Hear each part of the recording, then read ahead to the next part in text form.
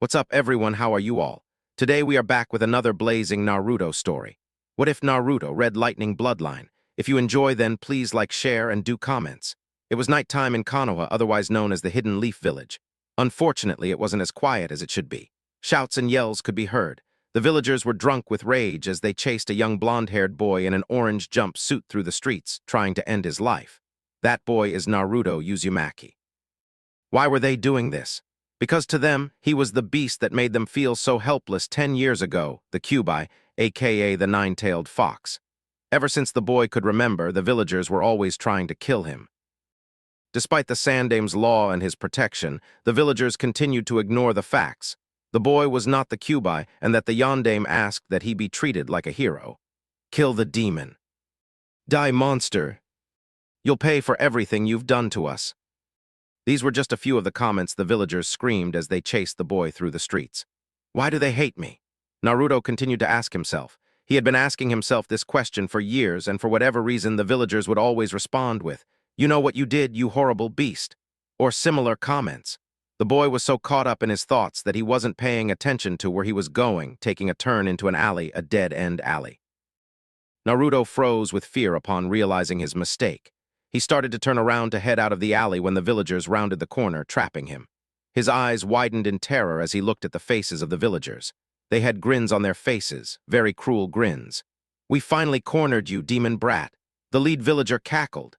"I would ask you if you had any last words, but we only give those rights to human beings. Now then." The villagers began to walk towards the boy with numerous weapons in hand, ranging from pitchforks to actual samurai swords. There were even a few ninjas in the crowd, although they were very few and far in between since the majority of the ninja population didn't see the boy as the demon due to most of them having at least a basic understanding of sealing. Just as the villagers were about to attack the helpless boy, there was a flash of lightning. The mob was caught by surprise. "What the hell? Lightning! The skies are clear tonight," was the thought of most of them. They turned their attention back to the boy, only to find a man standing between them and Naruto. The man in front of them had what looked to be a yellow and black sports bike jacket with black pants made out of the same material. He had a goatee with an almost shaved head. That's not what got the attention of the mob, however. It was the forehead protector that he wore, indicating that he was a shinobi. It had the leaf symbol, but also had a whirlpool-like design next to it. "There better be a good reason why you fools are trying to hurt a 10-year-old kid," came the man's low, gruff voice. Most of the villagers looked into his eyes and froze in fear. They could have sworn that they saw his eyes glow, but not just from anger. The chunin in the crowd stepped towards him with kunai drawn. "What are you doing here, maelstrom trash?" The lead chunin demanded. "You didn't answer my question." The man responded, ignoring the insult. Seeing that the man wasn't going to answer his question without giving him an explanation, the chunin decided to answer. "That boy is a demon. He must die."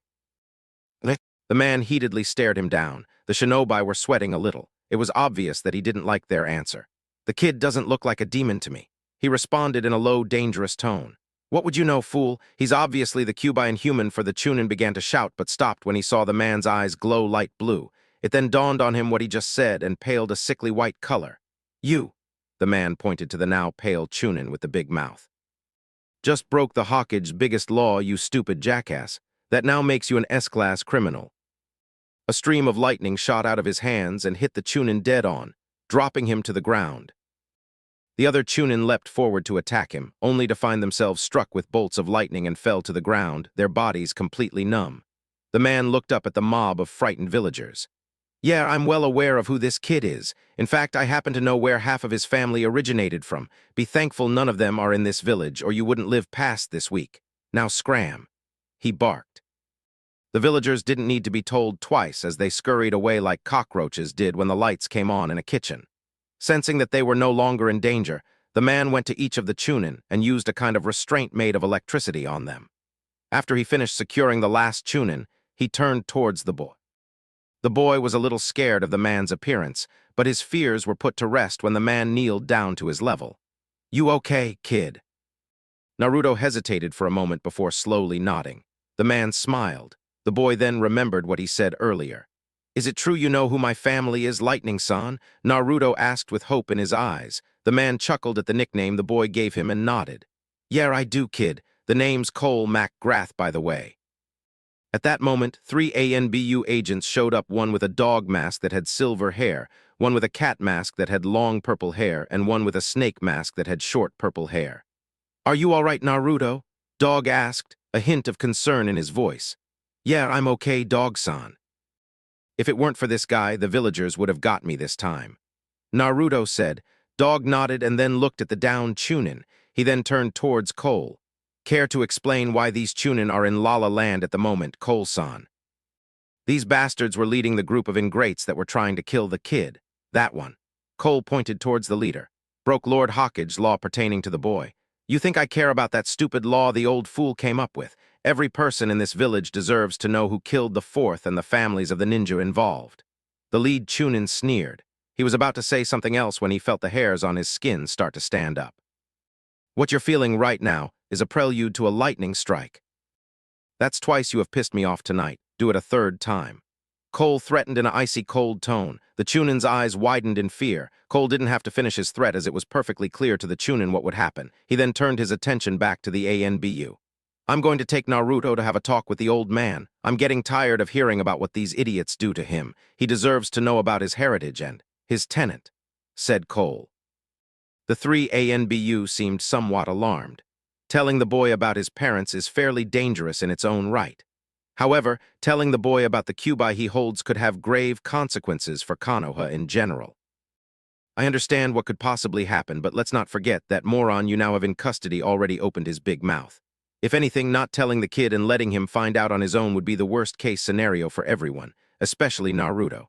Cole said. Dog thought about it for a while. "Dog, he has a point." Cat finally spoke up.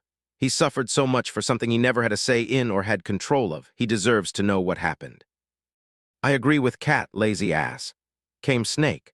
"The villagers and a few idiots in our ranks have no idea how a seal works. Sensei wasn't very happy when that bill on teaching civilians about seals got shoot down by that old fool Danzo and a few of his civilian toadies. I've heard what this kid wants to be when he grows up, and he'll never accomplish that if he doesn't even know what the hell's in his own body." Dog lets out a sigh, finally giving in. "All right, Cole-san, you may go see Hawkage-sama about this and request that the boy know everything. However, make sure that no one else is around before you discuss this with the Sandaime. In the meantime, we'll deal with this trash." Cole nodded, then turned to Naruto. "All right, kid, we're headed to the Hawkage Tower. There's some things that you need to be told by the old man." Naruto simply nodded as he and Cole took off. Sarutobi was enjoying a night of peace and quiet. He had finished his paperwork and was now reading his favorite smut. He let out a perverted giggle. His student really did write some kinky stories. He then heard a knock at the door. He stiffened a bit but calmly put his book away and went into cage mode. "Come in," Sarutobi said with authority. The door opened to reveal two of his favorite people in the village. "Old man, we may have a problem," Cole informed. Sarutobi looked at Naruto and saw that he had a few cuts on his body. He also saw the look the boy had on his face. It was the face a child would make when they discovered the truth about Santa Claus. Sarutobi put two and two together and sighed. This was going to be a very long night, and for once, the paperwork wasn't the prime suspect. "Somebody broke my law, didn't they?" At this, Cole nodded. "Some moronic Chunin blurted it out while I was protecting Naruto from a mob of ingrates that were trying to kill him. I know you're just trying to protect him, but he's heard too much. I think it's time he knew about her." Sarutobi rubbed the bridge of his nose. This was something that he had hoped he wouldn't have to explain to the boy until he became a ninja, but it seems that Kami has other plans. Sarutobi let out a deep sigh before he began to speak. "Naruto-kun, what do you know about the Kyuubi?" Naruto simply looked at the cage for a few seconds before answering. "I know that the Yondaime killed the fox, but lost his own life in doing so. What's that have to do with me, Jiji?" "Naruto." The old cage began, but paused to think about how to break this to the boy. He wanted to be sure that there was no misunderstanding. Sarutobi took a deep breath before continuing. "That story isn't entirely accurate. Yes, the Yondaime did face off against the Kyuubi, but he didn't kill it. Since the Kyuubi is a tailed beast, it can't be killed by conventional methods. He was working on a method to seal Kyuubi inside himself, but because the attack came sooner than expected, he fell 1 month short of finishing that particular sealing jutsu. The Yondaime had no other choice but to seal it into another human." Naruto looked a bit sad upon hearing that. That must have been hard for that person to have to deal with a demon inside them. Still, I can understand why the Yondaime did what he had to do. It was either him and the human sacrifice or the whole village. I feel sorry for both of them, the boy said in a sad tone. Sarutobi smiled sadly at the boy's words and was mentally relieved. The boy will be able to handle what he says next. Granted, he will be shocked and a bit down on himself for a moment, but the old cage would make sure that the boy knew the truth and not that garbage that Danzo spewed out to the civilian population. Naruto. Because that sealing jutsu wasn't completed in time, the Yondaime's alternate seal had some restrictions. The host had to be someone else, as I mentioned before, but the other stipulation was that the human sacrifice had to be a newborn baby, his son. Naruto froze when he heard this. He knows that he was born on October 10, the same day as the Kyuubi attack. Ever since he could remember, he had gotten hate-filled glares, shouts of demon and monster, and was even attacked. He also noticed how much he looked like the Yondaime. Despite his hyper-exterior and goofiness, Naruto was actually quite intelligent. Still, it was a shock nevertheless. That baby was me, wasn't it? Naruto barely said above a whisper. Sarutobi was taken by surprise by the boy's answer. Granted, he felt that Naruto wasn't stupid, but the old cage didn't think that he was this intelligent, either. He made a mental note to give the boy a private IQ test before entering the academy. The boy seemed to be hiding his intelligence, and he wasn't going to risk betraying the boy's personal reasons for doing so. Turning his attention back to the topic at hand, he responded to Naruto's question by nodding. Naruto, I know you are an intelligent boy, but let me make this clear to you. You are not the Kyuubi, those fools that keep calling you that have no idea how seals work. If they did, I would wager that at least half of them would respect your sacrifice. Also, your father only picked you because he felt that only you would be strong enough to handle this power without letting it go to your head. Sarutobi exclaimed. Naruto seemed to ponder this for a moment before finally nodding, telling Sarutobi that he understood. Naruto understood that he wasn't the Kyuubi, but he did have one question. Jiji, if some of the villagers would have respected me if they had a basic understanding of seals, then why don't you make basic seal studies a mandatory course in civilian schools, as well as the Ninja Academy? I actually tried to do that, Naruto. Unfortunately, a man named Danzo and a select few council members on the civilian council vetoed my bill. I can tell you that the Shinobi Council wasn't very happy to see that bill go up in flames. Sarutobi explained with a frown upon mentioning the name of his political advisory. They weren't the only ones, kid. Cole added. Master Jiraiya and Master Orochimaru were pissed off about that bullshit Danzo pulled. Unfortunately, Master Jiraiya had to be sent out on a long-term mission.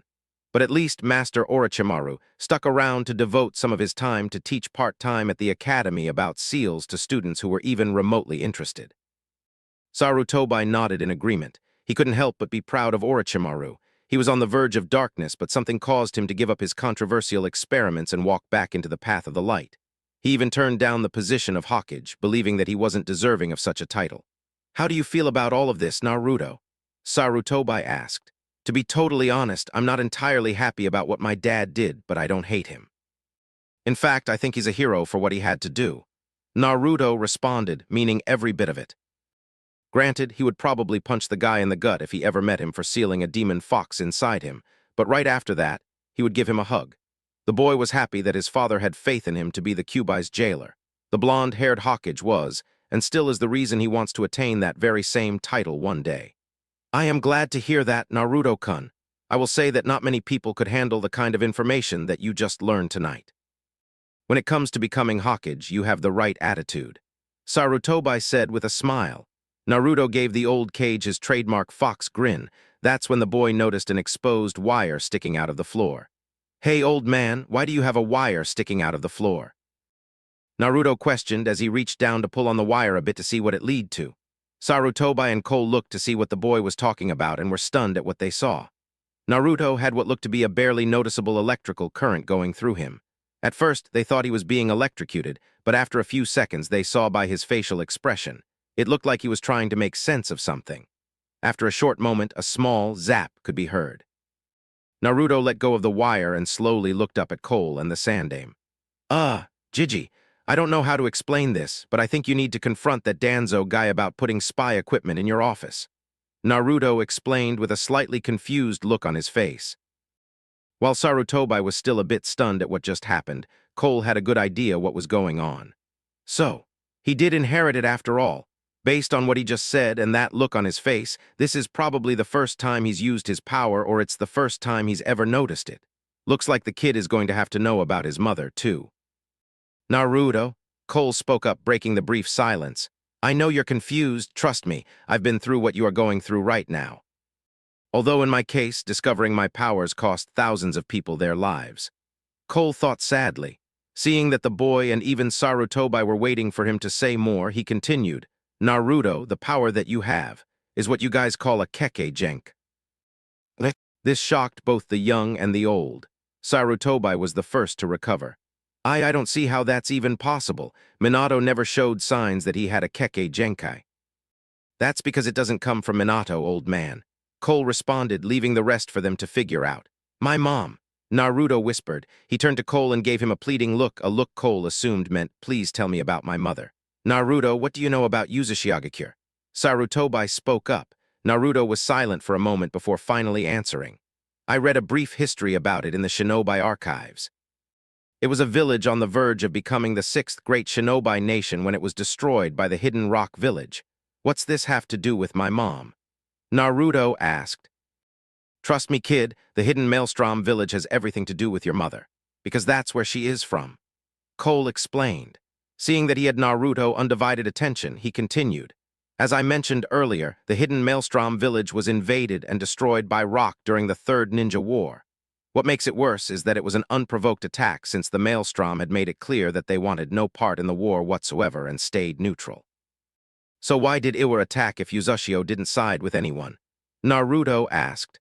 Because the ruling Tsuchikage during that time was a warmonger. Hell, the Leaf Village only entered the fray near the end of the war, when the Rock sent Minato a scroll declaring war against the Leaf for no other reason than that the Leaf was too peaceful. Naruto didn't verbally respond, but it was clear to Cole that he was upset. If he thought that was bad, he's really not going to like this next part. The Leaf finally managed to help end the war, but it came at a price. The Tsuchikage felt that the Leaf wasn't being aggressive enough, so they did the most deplorable act that any military could do. They invaded a town close to the edge of Fire Country that had no military might whatsoever and killed everyone in the village. You mean? Naruto gasped in horror. Cole nodded sadly. Yes, everyone. The sick bastards even broke into the town hospital and killed everyone there. Even 2 rooms filled with newborns were. Cole couldn't even finish. Even after all of these years, it still made him sick to his stomach. It was one of the reasons why he swore to kill the third Tsuchikage and anyone loyal to him if he ever got the chance. Those inhuman bastards. Naruto hissed, his voice dripping with venom. If it was one thing the boy couldn't stand, it was people who attacked innocent and defenseless people. No argument there, kid. It was one of the most horrible things that I have ever seen and heard. That reason is why Minato decided to stop playing nice. The second he found out which battalion invaded that town, he hunted them down. Wait, Dad went after them without backup. Naruto asked incredulously. Believe me, kid, he didn't need backup. Once he found their camp, he offered them one chance to surrender since they were still in Fire Country. The leader, who just happened to be their head Jonin of the Rock Village, spat in his face and told him that his battalion was going to raise one village every 3 days until the Leaf surrendered and forced them hand over all of their civilian women and kunoichis.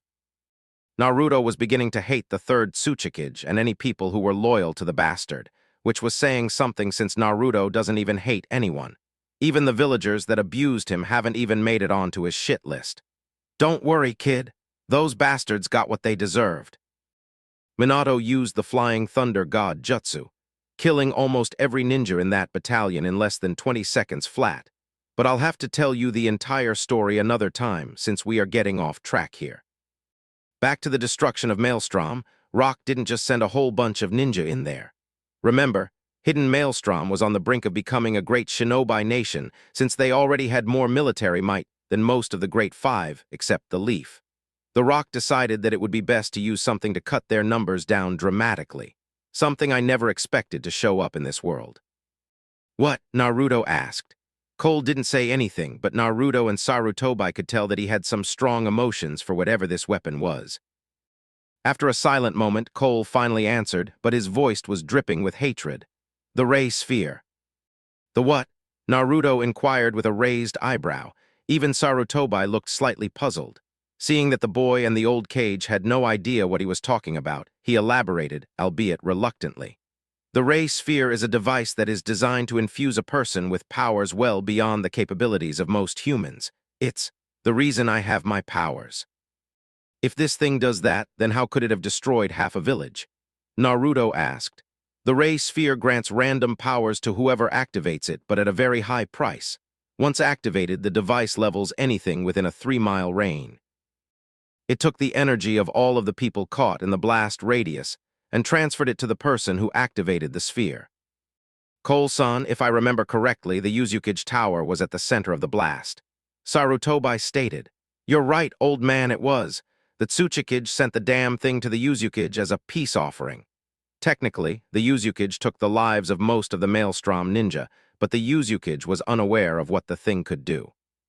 However, we all know that the Tsuchikage was the one responsible for what happened, so the remnants of Maelstrom and pretty much nearly everyone else in the ninja world never blamed our leader. Cole explained. If I may ask Cole-san, where was my mother during all this? Naruto asked. Naruto saw Cole tense up a little at the question. Something told the boy that the lightning user's answer was going to be a doozy, and he was right. Your mother, Kushina, was in Uzukage Tower, Cole said in somewhat grave voice. Naruto froze, his eyes going wide with shock. At that moment, all of the puzzle pieces came together, giving him the entire picture. My mother was the Uzukage. Naruto nearly whispered, still in shock over hearing who his mother was. Despite the situation, both Cole and the Sandaime continued to be impressed with Naruto's intelligence. That's right, Naruto-kun, your mother was one of the strongest ninja alive. Sarutobi confirmed. Naruto came out of his shock enough to continue to listen. Is she? Naruto began to ask, but stopped short of saying the word he didn't want to say. He just found out about who his parents are. He was ready to admit that he was truly alone. We don't know, kid. Cole answered somewhat unsurely. After the war ended, she married your dad in secret. During the Kyuubi attack, she gave birth to you. She was in good condition when we left her to go defend the village. After the battle, however, we found her hospital room in complete ruins with blood all over the place. We weren't able to identify any of the blood at the scene, but there is one thing that we are sure of. None of it matched your mother's blood. So you mean, Naruto said with hope in his voice. I do believe that she's alive, kid, however. Cole paused. It was obvious that even he was having a hard time with explaining this. Her whereabouts are unknown. Almost every Maelstrom ninja that I've talked to have no idea where she is either. I suspect that a couple of them know something, but if they do, they've refused to tell me. Naruto-kun? Naruto turned towards the Sandaime, who hands him 2 scrolls. Your parents instructed me to give you these when you learn the truth about the Kyuubi. I would image that there are some private things in there, so please read them when nobody else is around. Your heritage must be kept a secret for as long as possible until you are able to defend yourself effectively. Naruto nodded, putting the scrolls in his pocket so that he could read them later. Is there anything else, Jiji? Naruto inquired. The Hokage shook his head. That should be everything, Naruto-kun. Go on home and get some rest. Okay, Jiji. The boy then turned his attention to Cole. Will I see you again, Cole-san? Cole nodded. Yeah, you'll see me again, kid. Sooner than you think if things go right, kid. Cole thought. Naruto bowed to both men and jumped out the window. Sarutobi could only shake his head. I swear the boy is like the 2 of my students. They never use the door. Cole could only chuckle. That's funny, because Lady Uzukage always used to complain why most of her A and BU came through the front door when they were supposed to be Black Ops members. After a moment, he moved past the thought and focused on the old cage in front of him. Sarutobi gave Cole an odd look. You didn't tell him about. I know, Cole said in a low voice. But if I tell him, it may lead to certain things that he's not ready to learn at this time. In all honesty, some of it is still weird even after all these years. Sarutobi nodded in understanding. Cole should have actually been dead back in his world. He had, in fact, activated the Ray Field Inhibitor, a device designed to remove the conduit gene from a living person in order to stop the beast. The device was supposed to kill all conduits on the planet, but instead, he ended up in this world. That's when he had been found by ninja from Uzushio. Seeing that he had no other choice, Cole went to see Kushina, the Uzukage of Uzushiogakure. After he told his story, Kushina believed that he could be a valuable asset to the village and let him become a shinobi of Uzushio. However, half a decade later, Cole was sent on a mission to investigate a strange phenomenon near a small village on the border of Whirlpool and Fire Country. When he had arrived, he was told that the strange event was coming from a lab on the far end of town. When he arrived at the lab and entered, he was unprepared for the person that he saw. Kessler.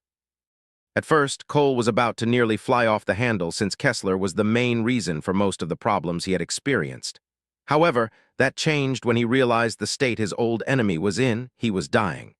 Flashback. Just how the hell did you survive, you bastard? Cole yelled as he began charging up a magnum bolt. Kessler noticed this, but instead of taunt Cole like he had done in their past encounters, he gave a deep but sickly sigh. Don't bother, Cole. I don't have long for this world, or any world for that matter. You've died before, Kessler. Cole shot back, still on guard. To be perfectly honest, I was supposed to die after our battle. Obviously, that wasn't the case. When you defeated me, my particles scattered before disappearing, I presume.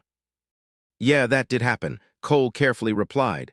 That still doesn't explain why you are alive. In a way, it does. That said, I honestly didn't think it was possible to end up across dimensions. Kessler then narrowed his eyes at Cole. Speaking of which, how did you end up here? You didn't lose to the beast, did you? No, I beat him. In fact, it was your ray sphere that created it in the first place. Cole yelled. However, to the young conduit's surprise, Kessler's eyes widened considerably in shock. No, that's not possible. The beast showed up in my timeline as well. The old man muttered. Despite his extreme dislike for the man in front of him, Cole took in what Kessler told him and gave it some thought. He then decided to actually ask about the man's past. Was there anything like the ray sphere your first time through? Kessler gave him a nod. Yes, there was. The first time I heard of its existence was when a company based in Boston called Massive Dynamic began developing it. Who the hell is Massive Dynamic? I've never heard of that company before in Boston.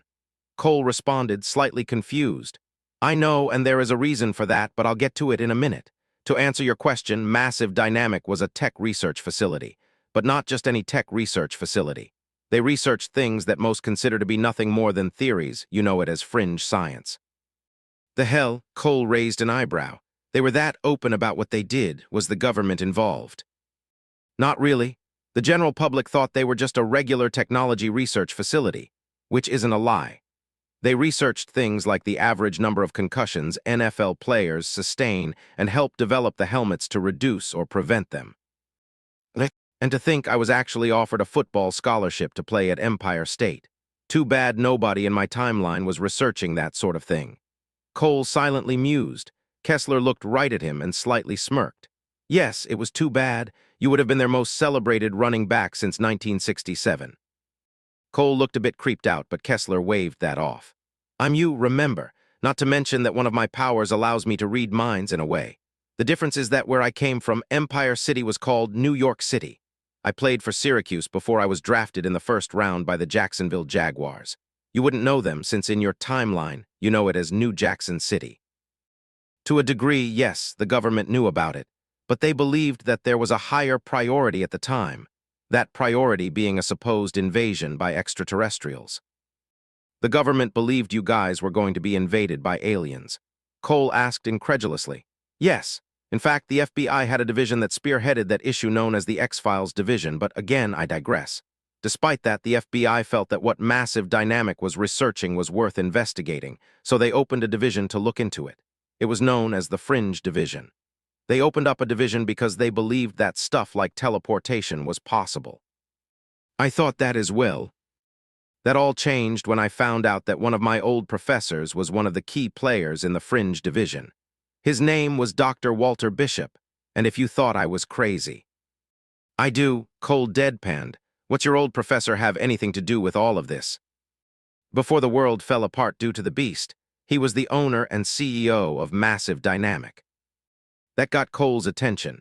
With Massive Dynamic's ridiculous resources, Dr. Walter Bishop managed to do something that most thought was impossible. He founded dimensional science and theory. That's when Kessler stopped. Cole had wondered if something was wrong when he spoke once more, but he sounded more fragile. I'm afraid that I might have been wrong about the beast in general. Kessler admitted, causing Cole's face to twist in total confusion. Don't get me wrong, the beast was quite bad and needed to be stopped. but I believe that the deterioration of my world was due to Dr. Bishop incorrectly opening a portal between my world and one that almost mirrors it.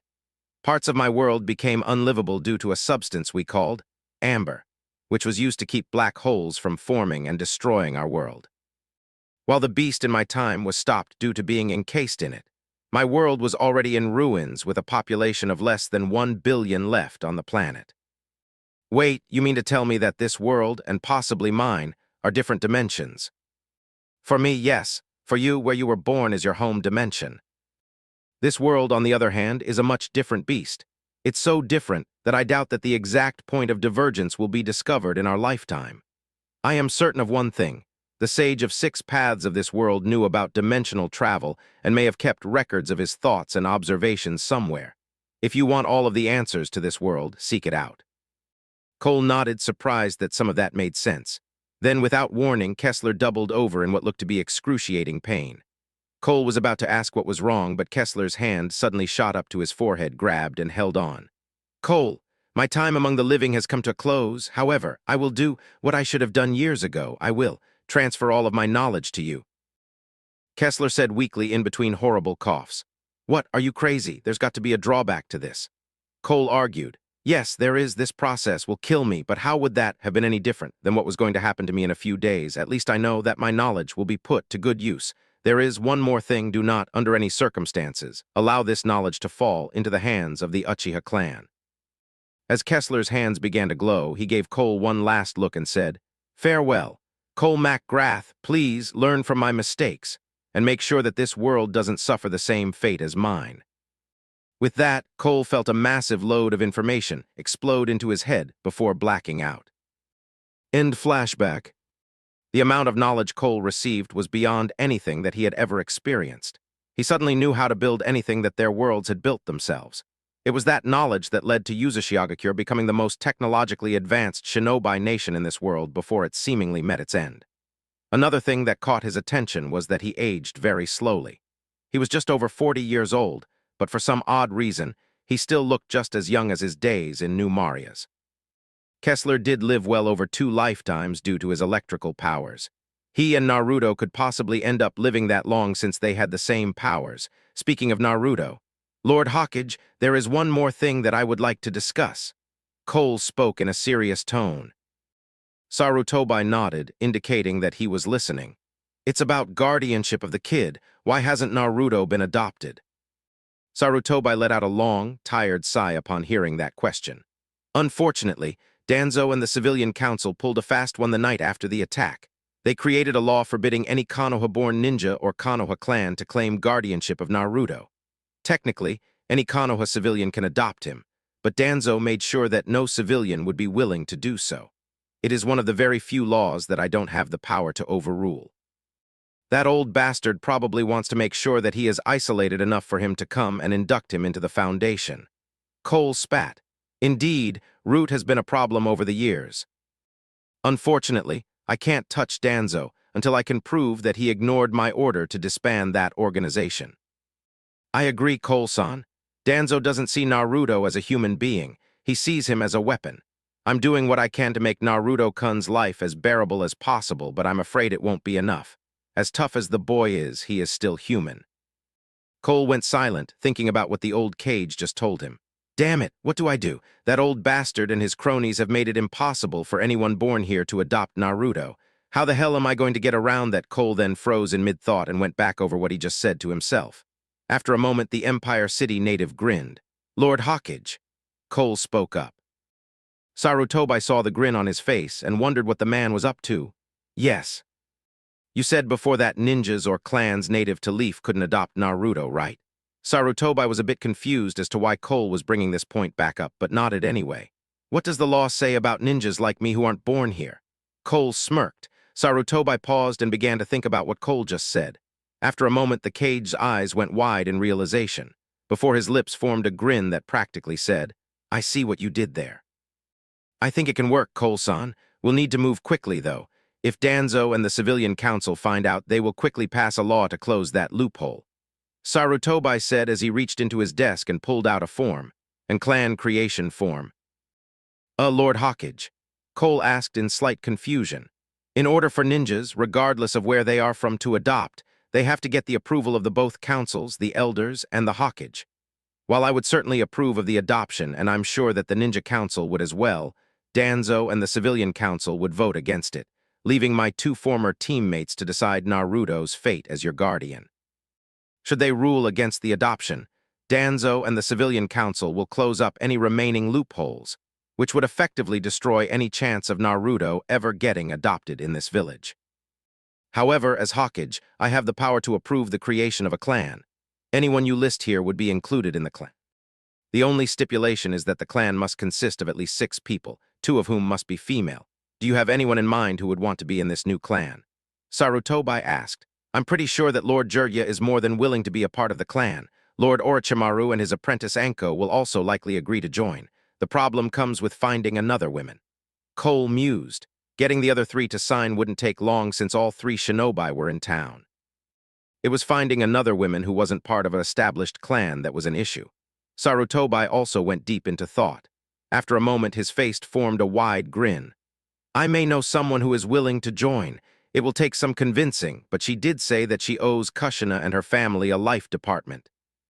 You may be able to use that to your advantage. She has chosen to use her hermit status and leave the village, but she still has to contact me once a year and come back to the village every 3 years. It just so happens that she arrived in the village this afternoon and is supposed to be arriving any moment. As if on cue, there was a knock at the door. That would be her. Sarutobi cleared his throat before answering, enter. The door opened as 2 women walked in. One had blonde hair while the other had brunette hair. The brunette was carrying what looked to be a pet pig. I'm reporting in as you requested, Sensei. The blonde woman informed. Sarutobi smiled. Ah, welcome back. Your timing couldn't have been better, Tsunade. It took a bit of convincing by Cole and even Shizune, but Tsunade decided to give Konoha one more shot and accepted Cole's offer to join the new clan. The Shinsei, Chinese letter, clan. Cole and Anko chose to keep their last names, but it indicated that any future offspring they had would bear their last name and the Shinsei name. Naruto did add the name, but kept it hidden for now. Until he became a ninja, the Civilian Council could cause problems for him should they find out that he was adopted through a loophole. The scrolls that Naruto received were actually sealing scrolls containing numerous things, which included not only the Uzumaki and Namikaze family jutsus, but also the wills of both clans.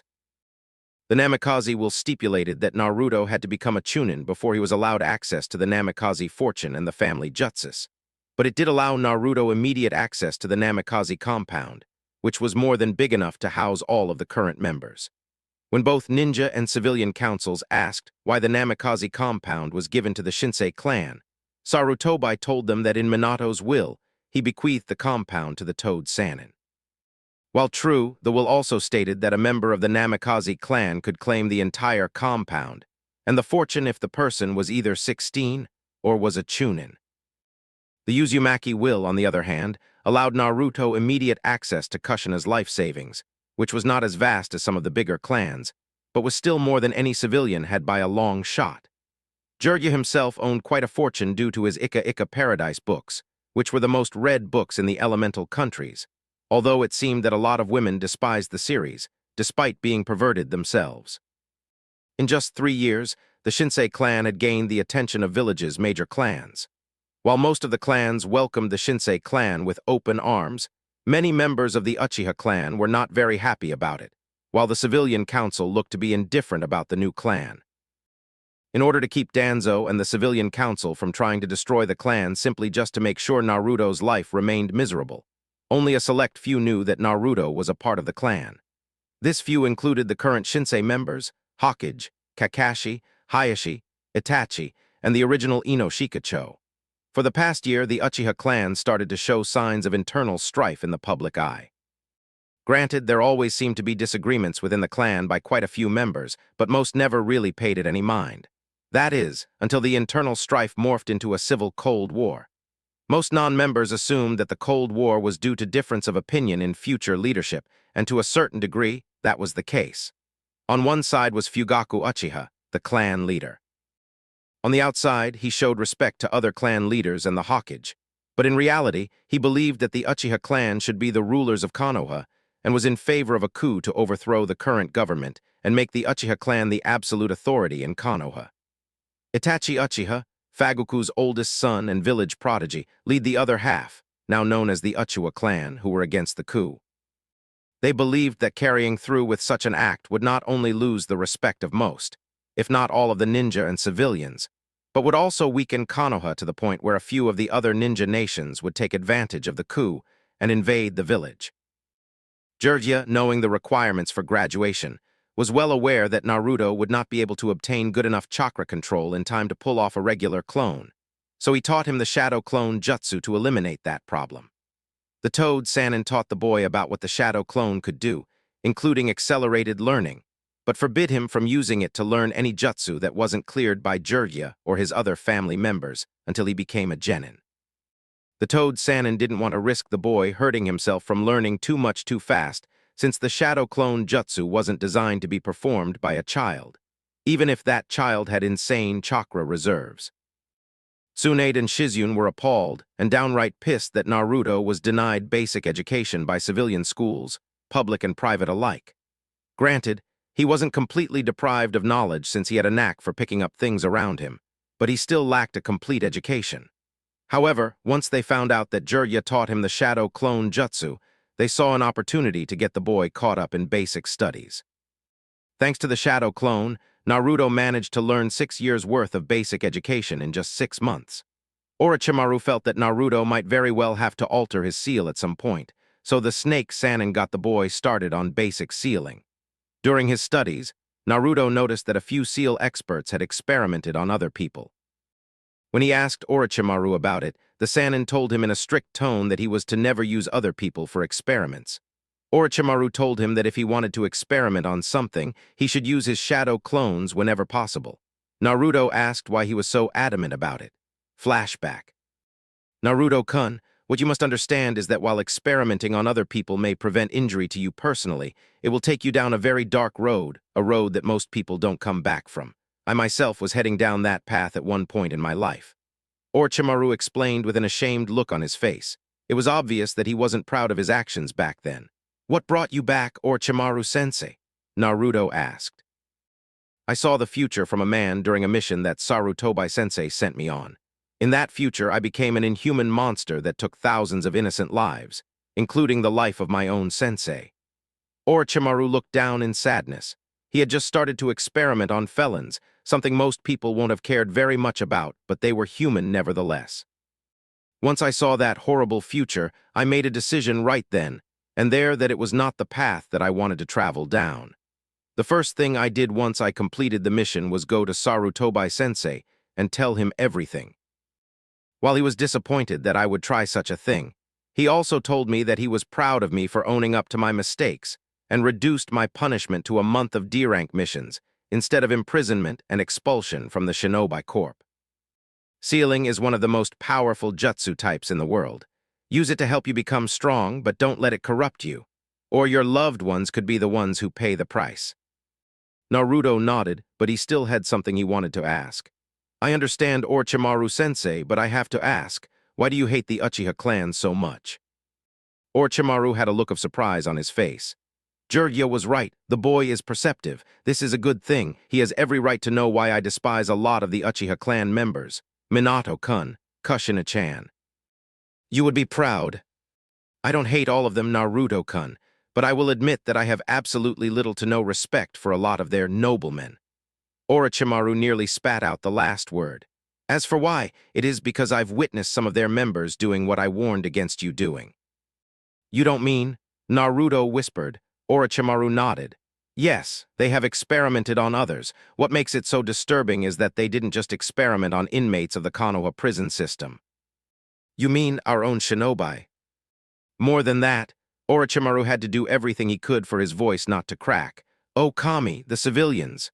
Orochimaru only nodded. The Sannin didn't trust his voice at all. Does Oji-san know about this? Yes, he does. However, because of his position, he must trend carefully. Unless Jiraiya or myself obtain proof of wrongdoing, we can't touch them. End flashback.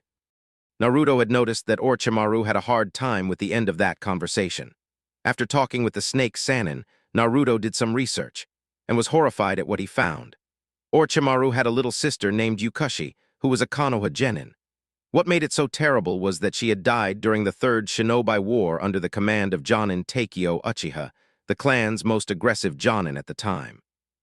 It was no secret that Orochimaru was the master of the snake taijutsu style, and had taught her that same style. The higher-ups of the Uchiha clan were not happy that somebody was able to come up with a taijutsu to counter their Sharingan, and were even more upset that said style was passed down to someone else. What made Naruto suspicious was that genin were not supposed to be in a main assault force. She was the only genin in the Taikyo Uchiha's whole battalion, and she was handpicked by Taikyo himself. After she supposedly died, Taikyo claimed to have destroyed her body, but some people were suspicious since the battalion brought back an unmarked box, a box large enough to fit a human body in. Orochimaru's sister wasn't the only unsolved case either. Some other people, ranging from shinobi to civilian children, had gone missing over the years. While most of these cases were in fact dead ends, nearly all of these cases had a suspicious undertone. The civilian council simply shrugged it off, saying that the Uchiha clan was head of the police force and that it was their job to be the primary investigators of such crimes, but Naruto knew better.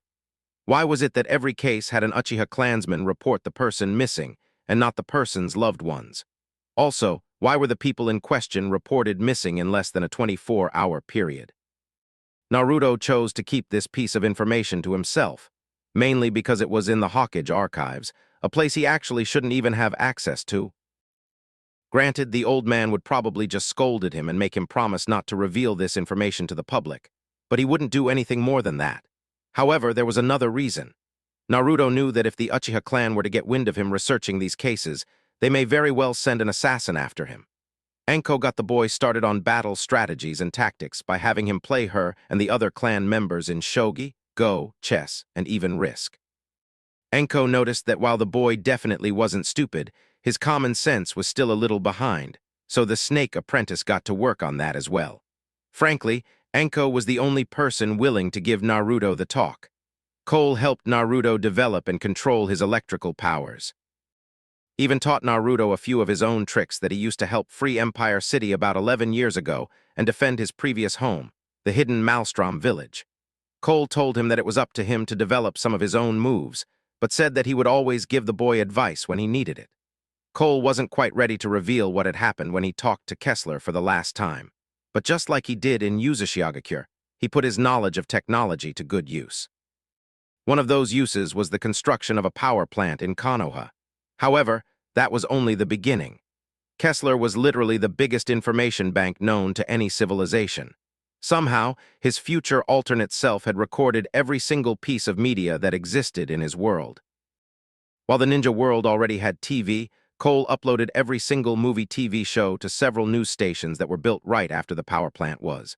This led to several studios learning from these shows to produce new content in the same style as the originals, which were also aired regularly. During a training exercise with the three Sannin, Naruto took a hard hit to the head and was knocked unconscious. It was here that he officially met his tenant, the nine-tailed fox. Flashback. Naruto was in what seemed to be a large sewer system. The only difference was that it didn't smell at all, and the water on the floor was exactly that, water, not sewage. He wandered down the corridor until he came to a giant cage. The boy also noticed that there was a piece of paper that kept the cage closed. It had the kanji for seal. Naruto went to go inspect the seal and even reached up to the seal until he heard a booming but calm voice. "Don't touch, kid. There's a reason that seal is there." Naruto jumped back in surprise and saw a pair of red eyes look down at him. At first, the boy seemed a bit scared, but relaxed when he saw that the eyes held no malice, trickery, or any such action. Who are you and where am I?" Naruto stuttered. The creature inside the cage sighed and stepped into the light. It was a giant nine-tailed fox with red fur. Naruto's eyes went wide, realizing that this action alone by the fox answered his two questions. "I see that my presence doesn't require me to answer a few of your questions," the fox stated. Naruto nodded dumbly at the statement before pulling himself together and then proceeded to glare at the fox. "So, you're the reason everyone hates me," Naruto said in a low but cold voice. "Do you have any idea what I went through in my life? It's because of you that my life has been complete garbage." Kyubai's eyes widened at the boy's response. Granted, it expected the boy to not be happy with his life before being saved, but it didn't expect its container to be this. Bitter. Why did you attack our village? What the hell did we ever do to you? Tell me. Naruto screamed. His mask had finally come completely crashing down as the boy closed his eyes to prevent tears from pouring out. He didn't want to show weakness in front of a being that was considered the most powerful in the world of the living. Naruto was about to continue his rant, but stopped when he saw that instead of the large red fur that he saw just a moment ago, a beautiful red-haired woman was there in its place. She looked sad and on the verge of tears. "Kit, I'm so sorry," the woman whispered. Naruto stood there, stunned. Where was the demon fox he saw a second ago? "I am the nine-tailed fox, Kit." Kyuubi responded softly. "This is my human form. Believe it or not, I prefer this form over my demon form." Naruto continued to stare at the beautiful-looking women for a little bit before coming out of his stupor. "You still haven't answered my question." "I see. So your father's worst fear did come to pass. That bastard Danzo really did spread all of those lies to the villagers." Kyuubi sighed sadly. She saw that Naruto at least calmed down enough to allow her to explain her side of the story, so she continued. "Naruto-kun, your father may have been the one to seal me, but believe me, I hold nothing against him for doing so. To answer your question, the reason I attacked your village was because I wasn't given a choice in the matter. I was actually traveling across Fire Country, following up on information about a dimensional jutsu. I had heard that someone actually came to this dimension by said jutsu. I never did find out who that person was, but I digress. I was just 7 miles outside of Wave Country when I was ambushed by Konoha shinobi, but not just any Konoha shinobi, they were Uchiha shinobi. I asked what they wanted from me, thinking that my cover was still intact. The vixen looked down in shame. I couldn't have been more wrong. The leader looked at me with his Sharingan activated, telling me that they would finally take control of Konoha and that I was going to help them, whether I wanted to or not. I lost complete control of my body after that. I believe you can fill in the rest." Naruto was completely shocked at what he heard. Not only that, but for some reason, he could tell that she wasn't lying to him at all. In fact, she looked downright ashamed for foolishly lowering her guard, thinking they didn't know who she was and, in effect, put herself in the position to be controlled and used as a weapon of mass destruction. Despite that, Naruto realized one important fact. The Kyuubi never had the intention of destroying Konoha, or any village for that matter. He then thought back to a moment ago when he screamed at her and instantly felt like he had just hit a puppy, or in this case, a kit. "I'm sorry," Naruto said softly, his eyes still looking down. Kyuubi saw the look on this face and smiled softly. "It's all right, Kit. Nobody else could have known that except your father." Her face then morphed into a sad expression. "I just wish my carelessness didn't have to cost your father his life, and you your happiness."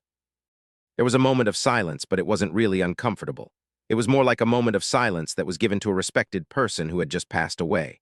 After a moment, Naruto spoke. "So, it was the Uchiha," Naruto said in a half-tired but half-angry tone. Kyuubi looked at him with a somewhat confused look. Seeing the look on her face, Naruto sighed. "Believe me, Kyuubi-chan, the fact that the Uchiha are behind yet another problem in our village no longer surprises me. Don't worry, though, they aren't as strong as they used to be." Kyuubi giggled at being called Chan. "Why not? What happened?" "The Uchiha clan heads wanted to overthrow our government and take over, but not all of its members liked the idea. The Uchiha clan, who are former Uchiha members, were very unhappy that their kin would even entertain this idea, and after hearing your side of it, I'm fairly certain that them controlling you planted the seeds for the current civil Cold War that has broken out." "A Cold War, I see. Who's the leader of the two factions?" Kyuubi asked. "Itachi Uchiha, formerly Uchiha, leads the Uchiha clan, who are loyal to Konoha, and Fugaku leads the Uchiha, who are loyal to only their own clan." Naruto answered for her. The vixen nodded. "We do have a bit more to talk about, Kit, but for now, go ahead and wake up. I sense that your teachers are worried about you." End flashback. After that, Naruto told the 3 Sannin what had transpired while he was out cold. To say they were surprised was an understatement. None of them, especially Orochimaru, were surprised nor happy that the Uchiha clan was behind yet another problem in their village. After talking it over, they all agreed to keep it in the family. Should word get out that Naruto knew what really happened, Fugaku could send assassins after the boy. Kyuubi began to contact Naruto through his mind. When Naruto told the vixen about the scroll he received from his mother through the Sandaime, she recognized a blood seal on the letter and told the boy to smear some of his blood on it. What appeared was a scroll containing his mother's personal taijutsu. Kyuubi told him that she herself was familiar with the style and offered to help Naruto learn it. When asked why, she told him that learning such a great taijutsu style was not very common and commented that regardless of what village you were in, the academy taijutsu simply wasn't that great. From that point on, Kyuubi began to teach him the Maelstrom style. What surprised Naruto was that one of the style's main advantages was unpredictable movement, much like the snake style that Orochimaru and Anko use. Another was that the style took complete advantage of Naruto's bloodline limit. If Naruto is able to touch one of the person's chakra points, he could send a small electrical pulse through the body, allowing him to read the person's brain wave patterns. This allowed Naruto see the person's every move for 20 seconds per touch. The style's only drawback was that it didn't have much power, but power wasn't really needed. It was the ultimate defensive style, and truth be told, most taijutsu specialists admitted that nearly anyone who goes up against a master of the Maelstrom style could end up dead. At last, it was time for Naruto to be enrolled into the Konoha Ninja Academy. His family members told him not to reveal his power unless he had to. When Naruto complained about the rule, Jiraiya simply told him to think of it as part of his training. Flashback. Naruto, you are not to reveal most of your power unless absolutely necessary. Jiraiya instructed. Why, Iro Sennin? I can understand if I were around foreigners, but my own classmates. Naruto asked. Because deception is a ninja's best tool. Also, Sasuke Uchiha, Fugaku's youngest son, will be attending the academy this year as well. And unlike Itachi, he fully supports his father's ideals. I'm not sure if Sasuke has been told about you and Kyuubi, but I'd rather not take chances. If nothing else, reveal as little as possible when Sasuke is present. End flashback. The first year was the worst for Naruto. His instructors purposely ignored any questions that he had and sabotaged his tests, leaving him in last place despite his efforts. Unfortunately, most of the students picked up on this and started calling him Doby, Dead Last, Loser, and other derogatory names. Hinata, Shikamaru, Choji, and Kiba were the only students who didn't join in on the name calling and actually felt sorry for the boy. However, things did start to look up in his second year. Uruka was assigned to teach at the academy that year and had taken a liking to Naruto. From that point on, the sabotaged tests took a dramatic drop. Naruto still had to really work at some of the other tests given out by the other instructors just to barely pass. But every time Naruto took any of Uruka's tests, he earned himself a perfect score while most others seemed to struggle. This didn't go unnoticed by Uruka, and that's when the scarred Chunin began to suspect that the boy's status as a Jinchuriki was being used against him by the other instructors. In year 3, Uruka had finally become convinced that Naruto was being screwed over by his fellow Chunin instructors and immediately told his family and the Hokage. While there wasn't enough proof to send them to Ibiki, Anko, and Orinoichi, it was enough to allow Uruka to administer all of Naruto's classwork and tests personally. That was when Naruto went from near dead last to near the top of the class. Most of Naruto's classmates were unaware of this due to two factors. One, he didn't take his tests with his classmates when it was an instructor other than Uruka giving it, and two, his somewhat hyper personality made most assume that he was clueless.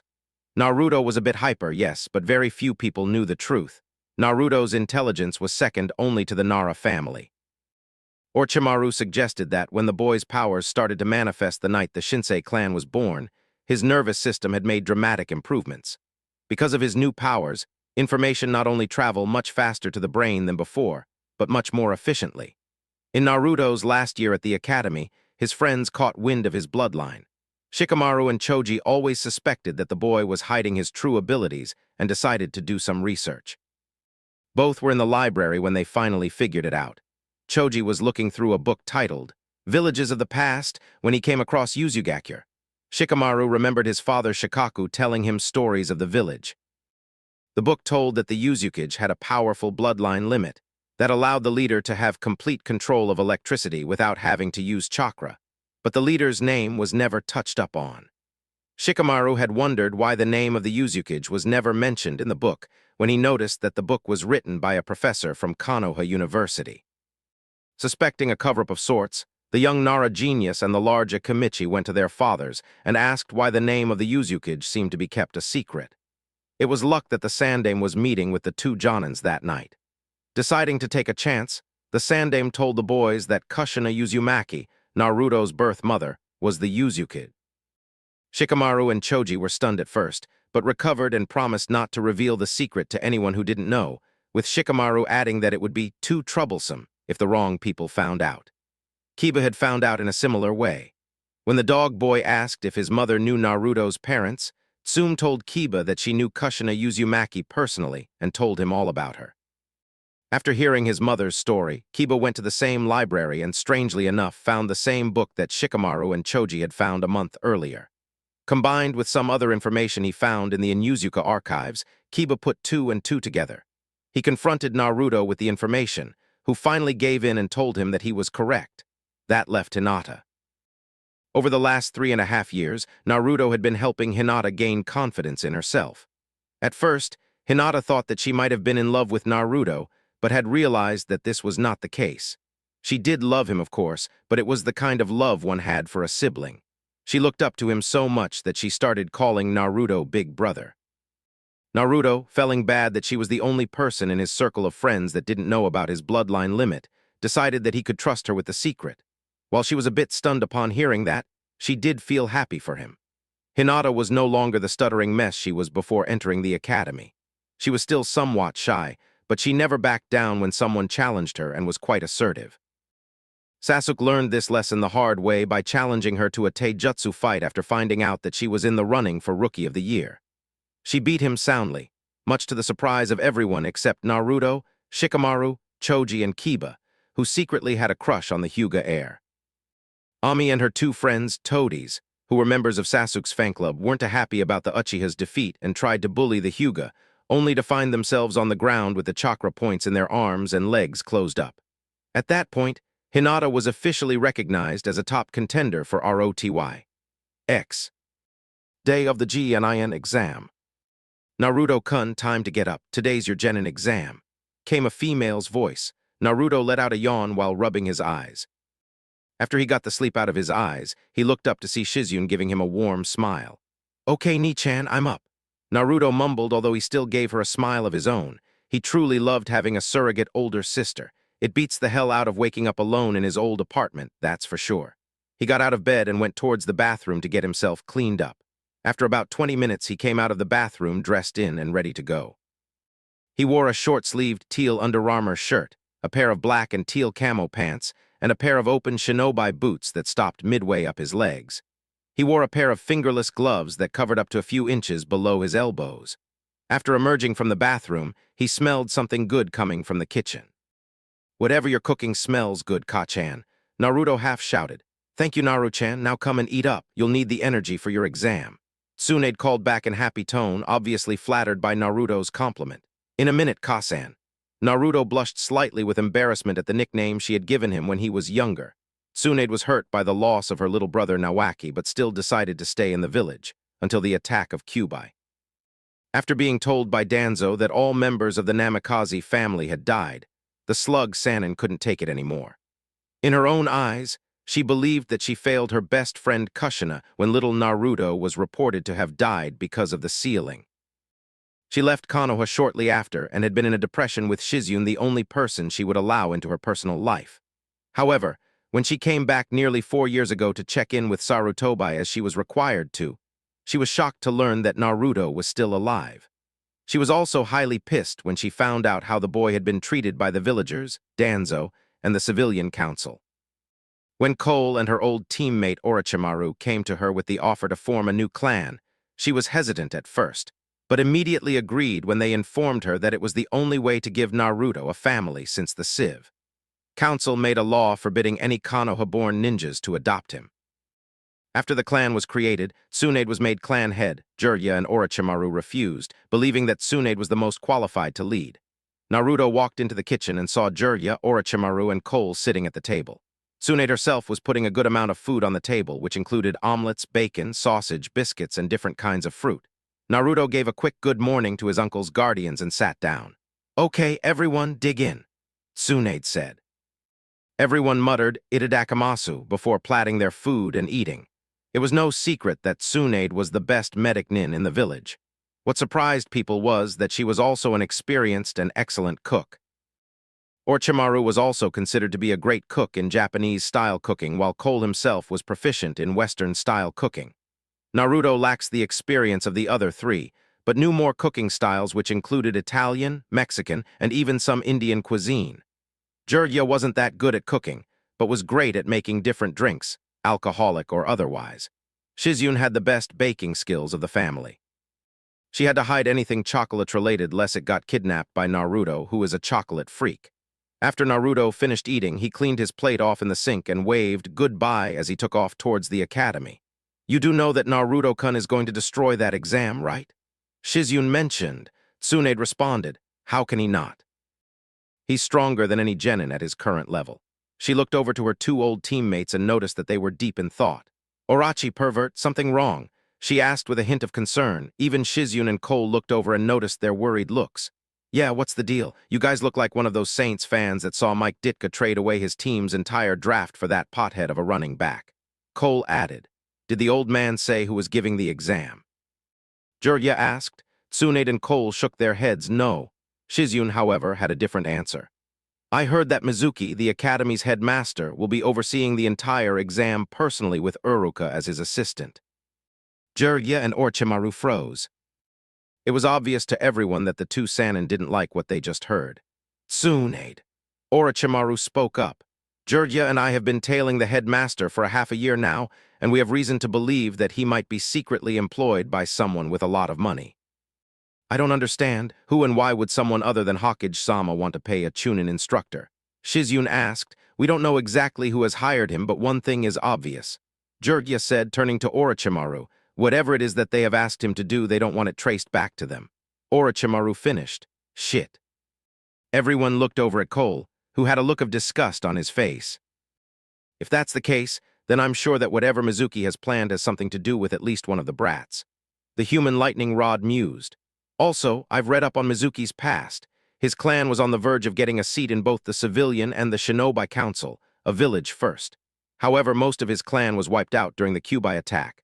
Rumor has it that he was quite bitter about the disbanding of his clan since he didn't have enough members left." At that bit of news, everyone paled as they all had one person on their mind. Naruto. X. Ninja Academy. Naruto had arrived quite early and saw that the only students that arrived before him were Hinata, Choji, and Shikamaru, who was taking a nap. Hinata gave him a friendly wave and a "Hello, Naruto-Nisan," while Choji stopped eating to greet the blonde with a light slap on the back. Shikamaru woke up and gave Naruto a lazy wave before going back to his slumber. Choji just shrugged and went back to eating his bag of chips while Naruto and Hinata both sweat-dropped at the lazy Nara. "He gets here earlier than most of us, yet he is the laziest in the class, go figure." "Don't blame him, Kit, blame the family line. Nara men are traditionally lazy but incredibly smart for whatever reason." Kyuubi spoke up. "I didn't wake you, did I, Kyuubi-chan?" Naruto mentally asked. "Don't worry about it, Kit. I want to see how you do today anyway." Kyuubi waved her hand. Next to arrive was Keep. Naruto gives the dog boy a pound and a dab and lightly scratches behind Akamaru's ears. Hinata gives Kiba a warm smile and waves to him, causing the Inuzuka to slightly blush, which didn't go unnoticed by Naruto. "Kiba, just talk to her, man. She actually does like you and is waiting for you to make the first move." Inuzuka men may be loyal, but they can be so damn clueless sometimes. Kyuubi sighed. Shino walked in without saying much, but when he saw Naruto, he gave him a respectable nod which Naruto returned. While Naruto wasn't as close to Shino as he was with his other friends, the two still had respect for one another, mainly since Naruto wasn't put off by him being a tenant for thousands of bugs. In fact, Naruto commented that he found his bugs interesting, and even asked if it was all right to have a communicator bug placed on him in case the blonde needed to talk with him. Next to enter were Kin Tsuchai and her sister Teuya Tsuchai. Naruto wasn't as close to them as he was with some of his other friends, but they were both cool in his book. For one thing, they were the only girls other than Hinata who weren't part of Sasuke's fan club. Ironically, Sasuke seemed interested in both girls, but Kin outright ignored him and Teuya simply shot him down with her sharp tongue and colorful vocabulary, something that always cracked the blonde and his friends up. Other students started to file into the classroom, including members of the Sasuke Uchiha fan club. Naruto noticed one of the members and mentally scowled. Ami. While most of the students were ignorant of Naruto's tenet, He suspected that Ami may actually know about the fox, since she was one of the few to actually call him a demon. While the majority of the class didn't think very highly of Naruto, mainly due to the blonde hiding his true power, they would sometimes give Ami a questioning look as if to ask, "Why do you call him that?" She would only respond by saying that she couldn't tell them but had a good reason for calling the boy such a horrible putdown. However, that wasn't the main reason he despised her so much. Ami was a bully, and her constant target was Sakura, one of the girls he has a crush on. It saddened him that she had a crush on. He heard some of the girls scream and palmed his face. "Speak of the devil." "I don't think Yami herself is going to react very well to your insult, Kit." Kyuubi half joked. Sasuke, the heir to the Uchiha clan, had walked into the classroom to the delight of his fangirls and to the displeasure of everyone else. Even Hinata, who was known to be a sweetheart, had a look of annoyance at his arrival. He simply gave a Chen as he walked past them. He was about to sit down when he noticed Naruto. He gave the blonde an arrogant smirk. "Why'd you bother showing up, loser? You're a lock to fail this exam. At least if you hadn't come, nobody would have a chance to laugh at you." Sasuke mocked.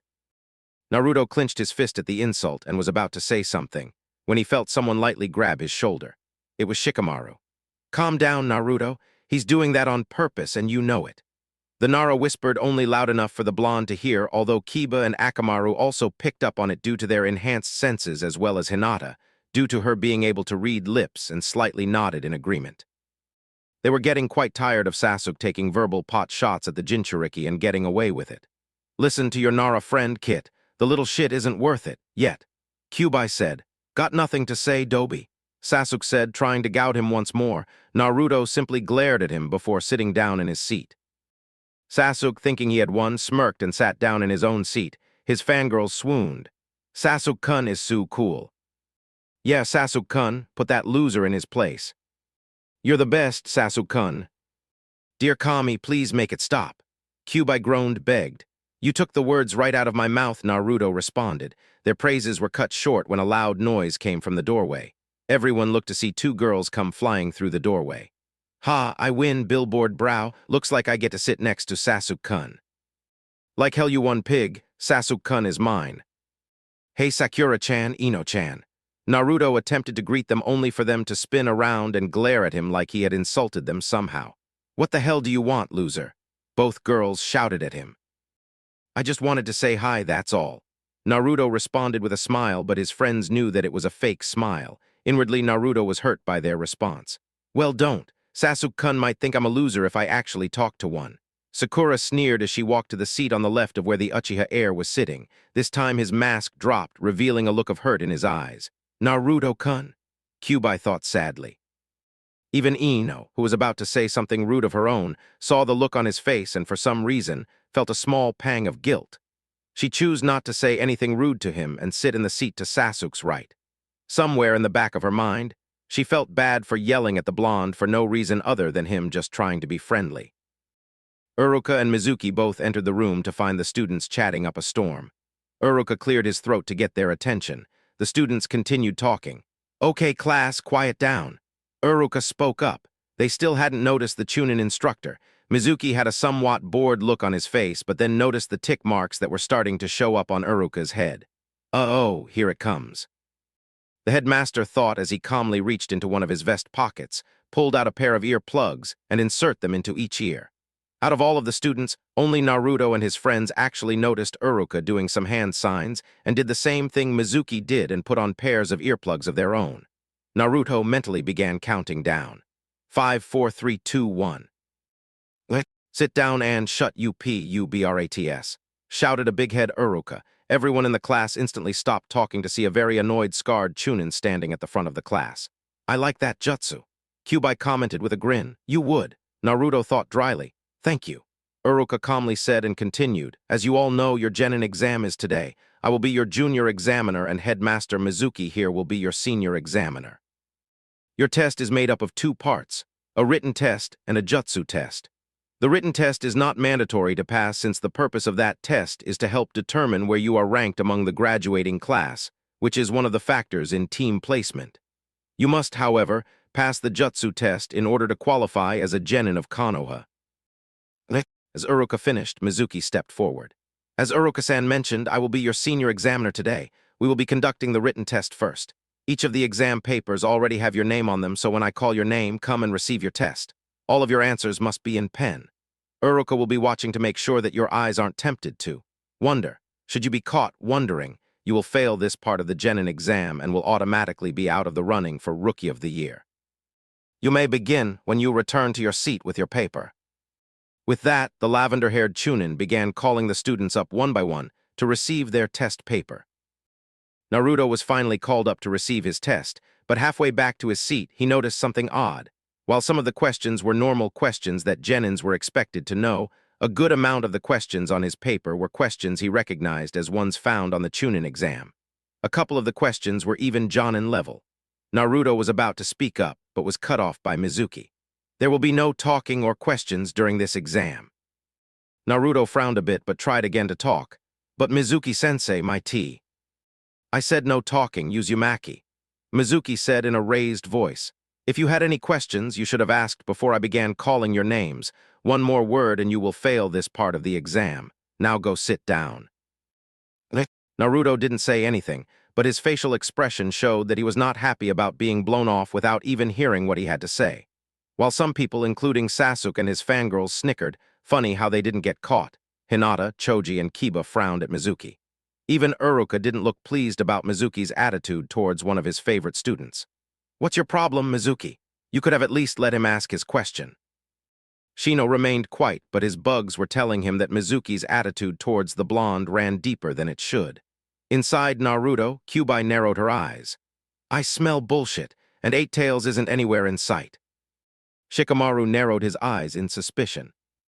Mizuki-sensei made no bones about scolding Naruto but ignored Sasuke and his fangirls when they could clearly be heard snickering.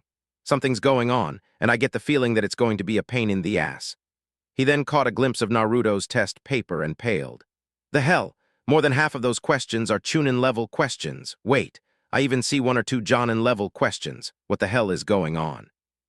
He looked at some other test papers randomly, careful not to get caught by a watching Uruka. Shikamaru frowned. Nobody else has that kind of test. Why does only Naruto have questions that hard? He then saw Sasuke's test and had to keep himself from growling in anger. You've got to be kidding me. His test already has the answers filled out for him.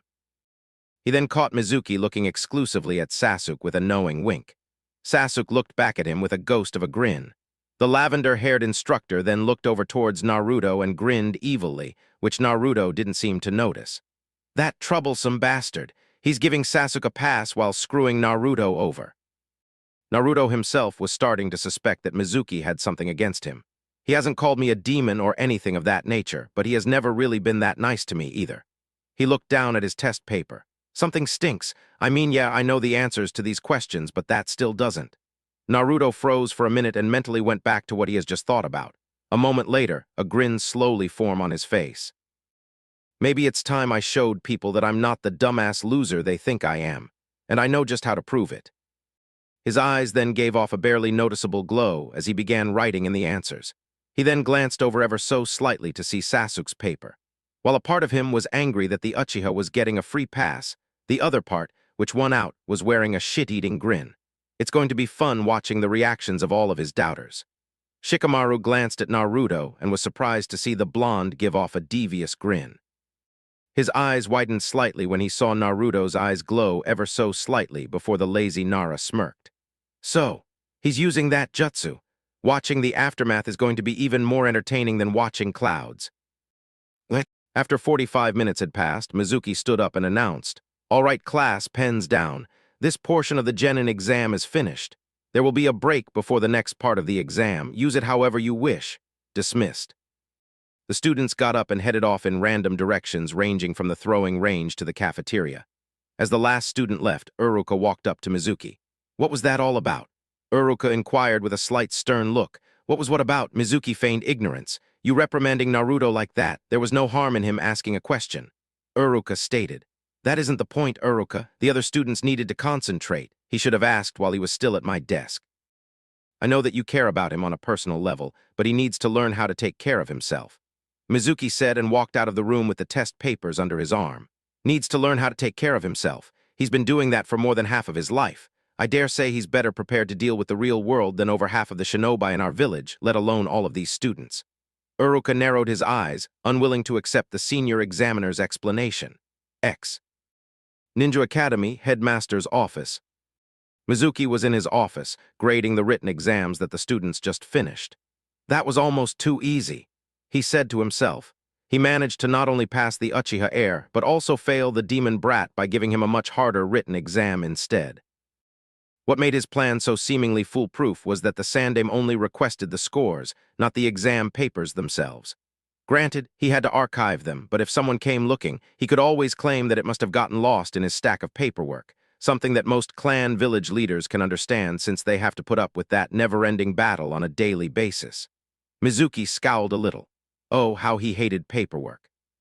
When he came to Sasuke's test paper, he simply put it in a file marked Sasuke Uchiha and filed it away in a metal cabinet next to his desk. My employer will be pleased when he learns that my mission was successful. He inwardly chuckled in a dark tone. He kept grading papers until he finally got to Naruto's paper. Now let's see how badly the demon fared. His thought process came to a screeching halt when he saw the blonde's test paper. Impossible. He nearly yelled. Mizuki looked at the paper, absolutely stunned. Every single question had an answer to it, but that wasn't what shocked the headmaster. Naruto had answered almost every single question correctly. Damn it! Mizuki mentally screamed. I can't just put this in his folder. Mizuki started looking around for an idea. His eyes landed on a nearly blank genin test paper with only one answered question, and the name, Akido Hamoki, written on it. Akido-san's paper will do. Besides, that brat really isn't cut out to be a ninja anyway with his total lack of courage. He can't even do a henge or a substitution jutsu, so he will likely fail the genin exam anyway. The best part is that his parents aren't even shinobi and don't expect him to pass. Nobody is going to even consider looking at his records and notice that his test paper is missing. The Chunin grinned darkly and did a few hand seals. The ink on the paper came alive and pooled itself. After a few seconds, the pool of ink spread back out and formed the words Naruto Uzumaki at the top right corner of the paper. He then crumpled up Naruto's real test paper and tossed it in the garbage. Mizuki then went back to grading the rest of the papers. As he finished grading the last paper, he looked up at the clock. It's almost time for the second part of the exam. He got up and walked out the door. He never noticed that someone else was in the room with him, hiding in the shadows. X. All right, class, Uruka spoke. This will be the final part of your exam. When we call your name, you are to go to the next room where Mizuki-san and myself will ask you to perform 3 jutsus: henge, substitution, and the clone jutsu. Keep in mind that you must pass this part of the exam in order to be accepted into the Konoha Ninja Corp. Now, Shino Aburame, you're up. One by one, the students went in to take their genin exam, and each had come out with a headband, signaling that they had become genin. Naruto's friends passed with no problems whatsoever. Sasuke himself also passed with little trouble. Surprisingly enough, all of Sasuke's fangirls passed even though the majority barely passed, since some of them didn't perform the jutsus perfectly. Ino and Sakura were the only 2 out of the fangirls that performed the jutsus flawlessly. Uruka popped his head into the class filled with waiting students and announced the next person. Naruto Uzumaki, you're up. Naruto nodded and began to make his way to the next room as his friends all wished him luck. He was almost to the front of the room when Sasuke stopped him. I'm going to enjoy watching you fail. Sasuke whispered so that only Naruto could hear. Naruto ignored the Uchiha and continued towards the next room for his test, but inside Naruto, Kyuubi wasn't happy. Just one more reason why I hate that fucking clan. The demon vixen frowned. I'm not too wild about them either. No wonder half of them split off from the main clan and are now called the Uchiha clan. They couldn't stand those jackasses either. At least the Uchiha clan actually like me. Naruto agreed with his resident demon vixen. As Naruto entered the next room, he saw Uruka, who gave him a smile, and Mizuki, who seemed to have a look of indifference, but the blonde knew better. Mizuki was trying to hide his emotions, and based on the way Mizuki was acting towards the Jinchuriki today, the boy suspected that Mizuki was like the civilians in the village when it came to him. Naruto took note of the table to their right, which had a few headbands still sitting there. All right, Naru. Uruka began getting the boy's attention. For the first jutsu, I want you to perform a henge. You may henge into anything that you like, so long as we know what we are looking at. In order for the henge to be satisfactory, it must be at least 88% accurate. Should there be any missed detail, you will be deducted a 2% penalty for small mistakes, such as jewelry placement, hair color, etc., and a 5% penalty for bigger mistakes such as height and body shape. You may start when ready. Naruto nodded and thought for a moment. His eyes lit up and reached into one of his pants pockets, pulling out what looked to be a standard storage scroll. He knows how to seal things. Both Chunin thought. Naruto opened the scroll and began to pump some chakra into it. Seconds later, a magazine poofed into existence. Both instructors gave the blonde a questioning look, wondering what he was up to. Naruto tossed them the magazine. Uruka raised an eyebrow at the name of the magazine.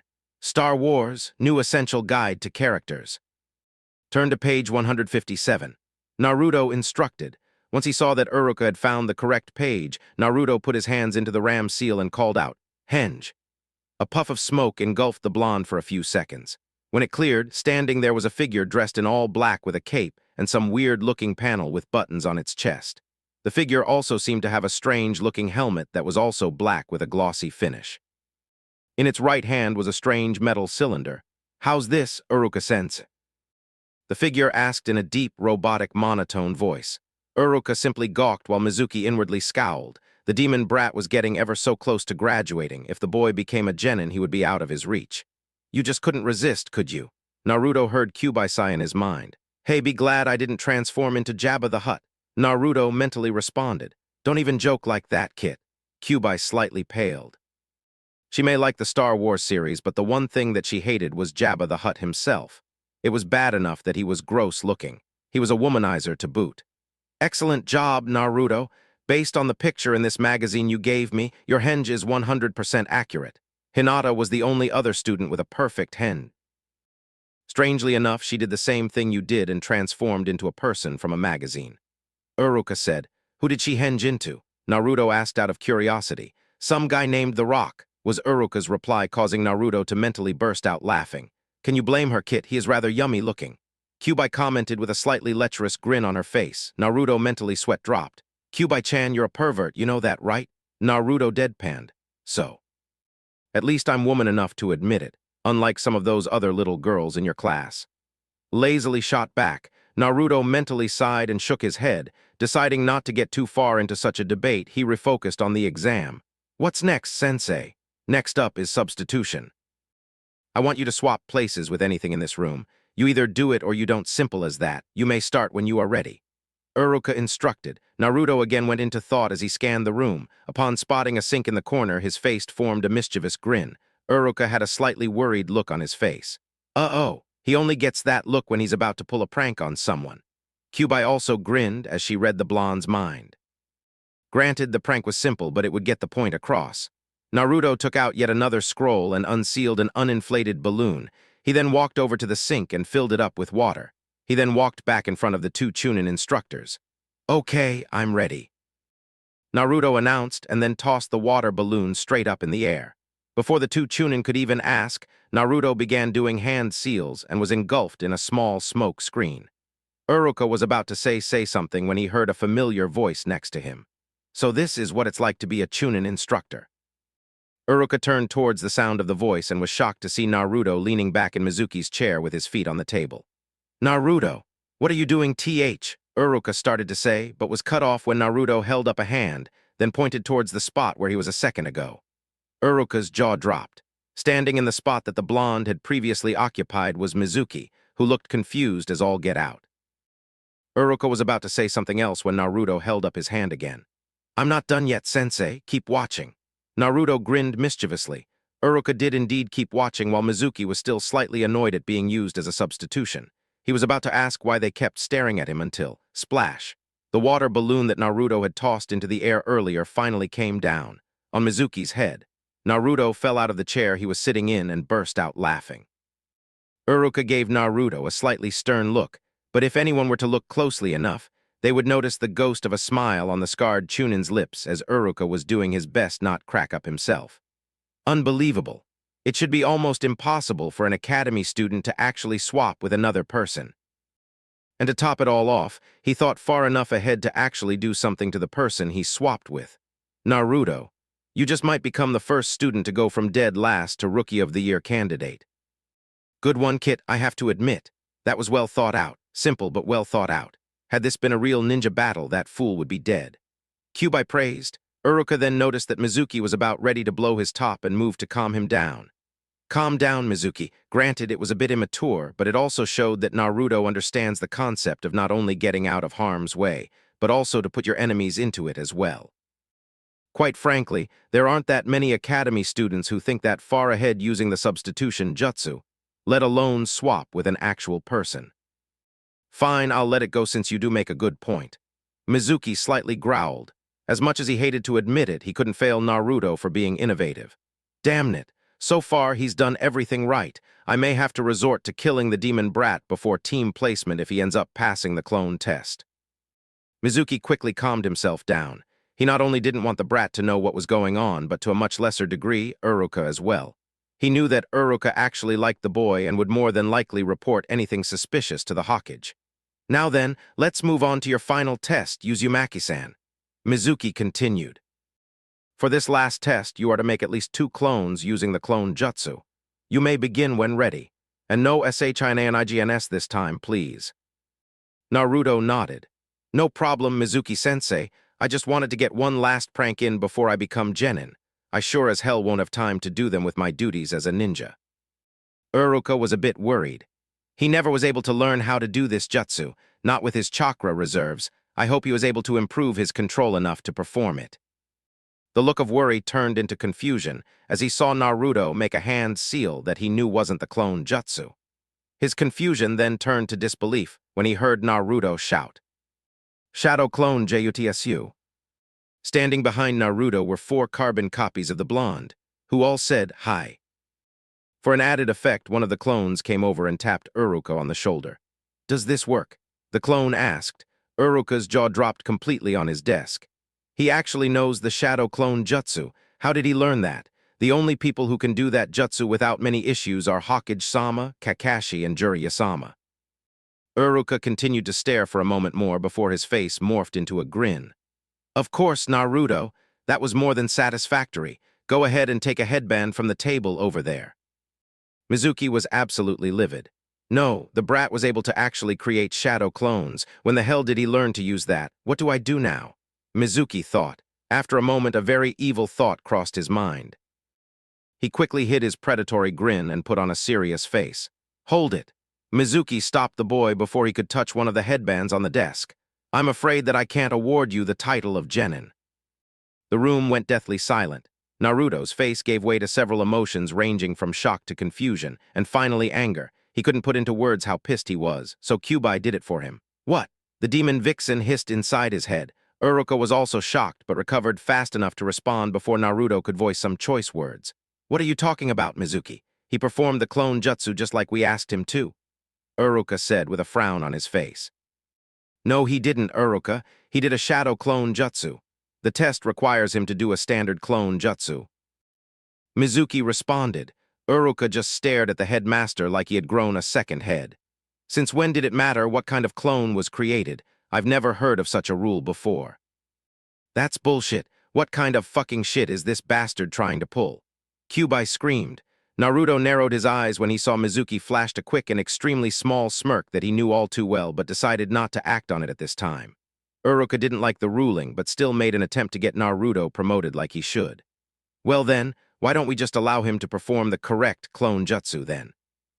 Uruka suggested only for Mizuki to responded somewhat harshly.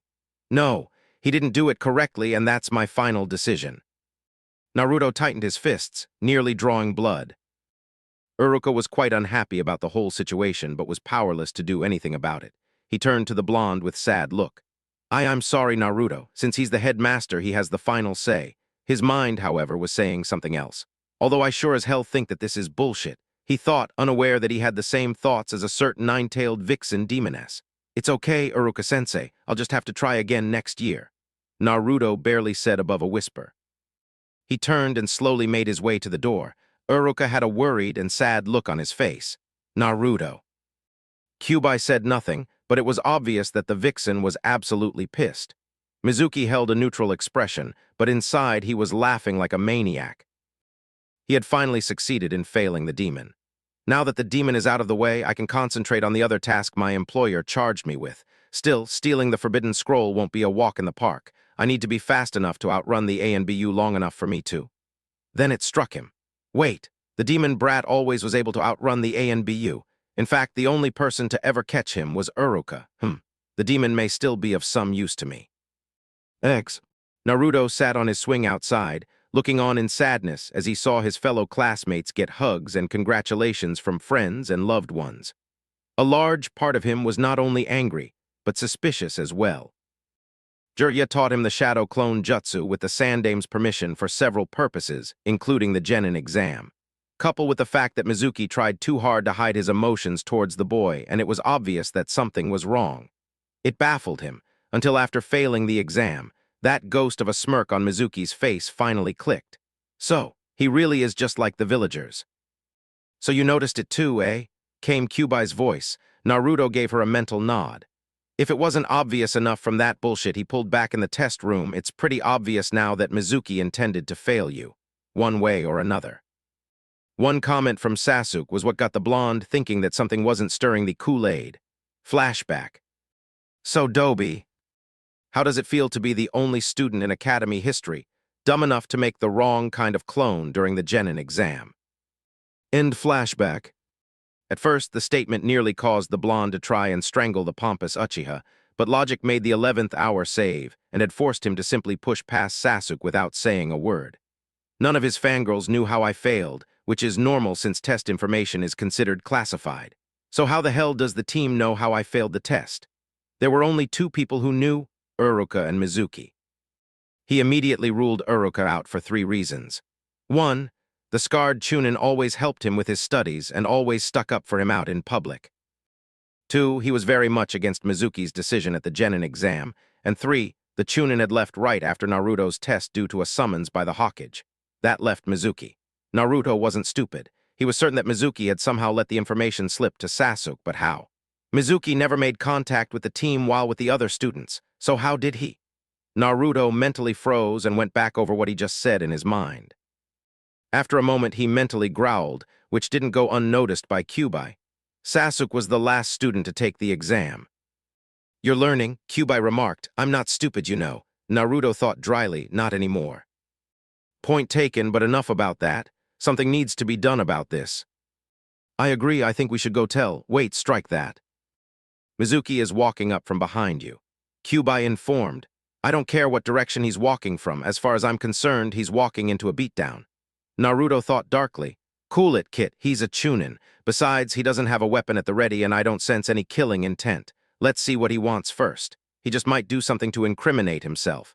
Activate that eye jutsu of yours, but keep the visual quality at a minimum. You haven't mastered the technique enough to go at a higher quality without your eyes glowing.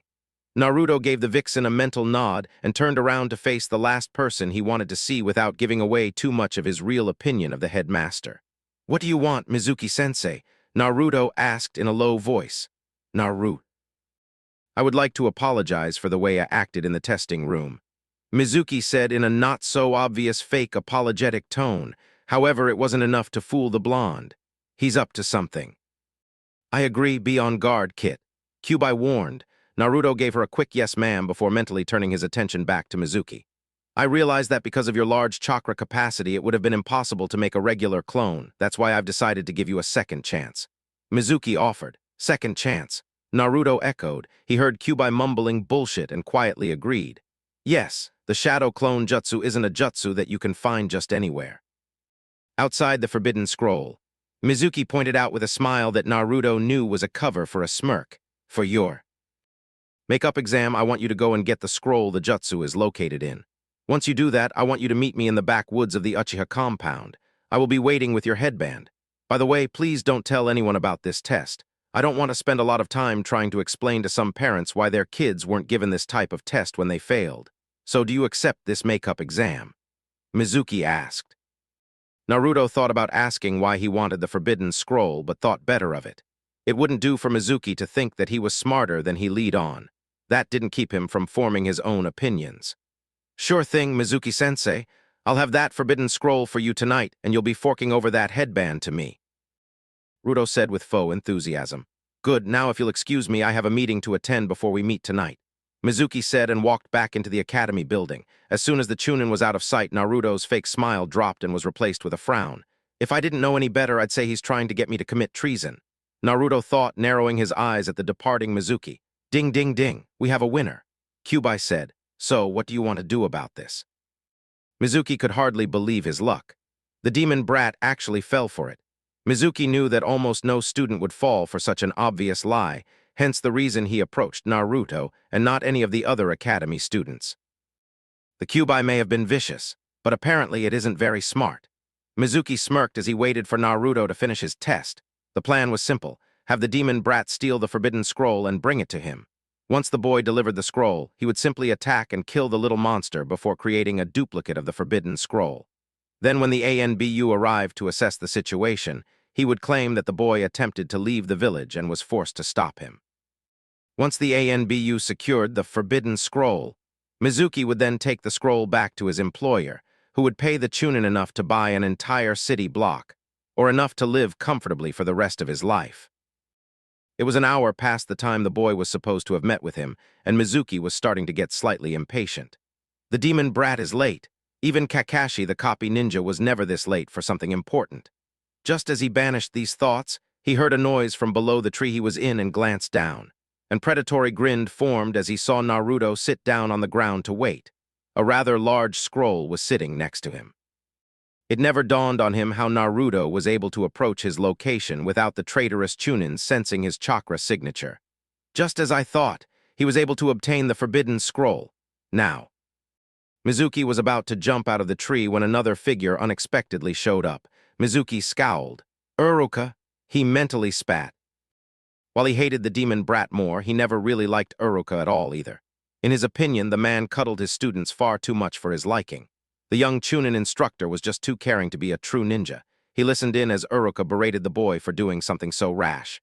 Naruto, do you have any idea what you've done? Stealing the forbidden scroll is considered treason against the village.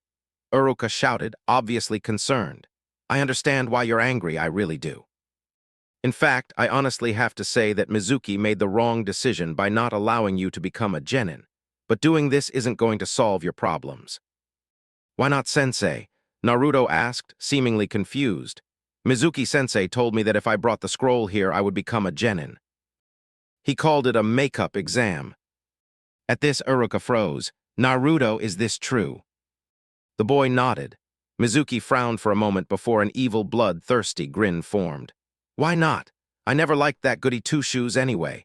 My employer did mention something about forcing him out of the academy at some point in the future. Maybe he'll pay me a little extra for doing it earlier than expected. Yeah, but what's the big deal? Naruto asked, feigning ignorance. Damn it, I should have known something was wrong when he failed you. We need to see the Hokage as soon as Uruka said before being cut off by Naruto tackling him to the ground, narrowly avoiding a windmill shuriken that seemed to come out of the darkness and embed itself into the nearby tree. Good job, Naruto. You've done quite well by getting the scroll, Mizuki said as he jumped down from his hiding spot. Now the scroll, give it to me. Uruka was shocked as he finally figured out what was really going on. The scarred Chunin was about to yell to him not to hand over the scroll when he was cut off by Naruto's answer. No. For a small moment there was nothing but silence before it was broken. What did you say? Mizuki half growled. You heard me, trash. I'm not handing shit over. The blonde looked up to stare at Mizuki, whose eyes widened. His eyes were giving off an angry blue glow. Uruka also saw his eyes. Did you really think I was that stupid? Even a retarded monkey could tell this was a setup. Naruto glared coldly. Naruto, why are your eyes glowing like that? The Chunin stuttered. Naruto glanced over at Uruka and answered, I'll tell you later, Uruka-sensei, I promise. After everything you've done for me, I owe you at least that much. But before that, the garbage over there needs to be taken to the curb. Mizuki simply laughed. Do you honestly think you can beat me, demon? I'm a Chunin-level shinobi and you're just an academy brat. Uruka has a better chance against me, but even he isn't good enough. He then looked over towards said Chunin and smirked darkly. Say, I have an idea, Uruka. Why don't we tell the little monster why the village hates his guts? Uruka's eyes widened in horror. Mizuki, no, that's forbidden. Do you remember a lesson on the attack of the Kyuubi? Mizuki continued, ignoring Uruka's pleads. Naruto feigns a look of interest, deciding to play along. Of course I do. It was killed by the Yondaime. What's that have to do with anything? Naruto asks. Plenty. You see, the demon fox being killed by the fourth was completely untrue. The Yondaime couldn't kill the monster, so instead, he sealed him into a newborn baby. You are the nine-tailed fox. Mizuki laughed maniacally as he gleefully waited for the boy to break down and cry. Naruto, who simply smirked, decided that enough was enough and dropped the bomb. You're a bit late with that information, you jackass. For a fleeting moment, it seemed like the entire forest went deathly silent. Both Chunin stared at the boy in complete shock. Uruka was the first to recover. Naruto, yo, already knew. Pretty much, Uruka-sensei, but now's not the time to talk about this. Naruto answered before turning his attention back to Mizuki, who had recovered from his shock and grinned darkly. So you knew already. Still, it makes no difference. Once I kill you, my task will be complete. Naruto narrowed his eyes at that last piece of information. So, Hebai-sensei and Ero-sennin were right. He is working for someone, I wonder.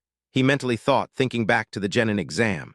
Naruto, Uruka said, bringing the blonde out of his thoughts.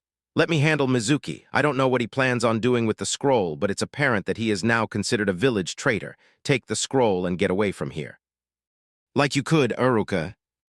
Still, if you want to die with the demon so badly, I will be only too happy to grant your final request.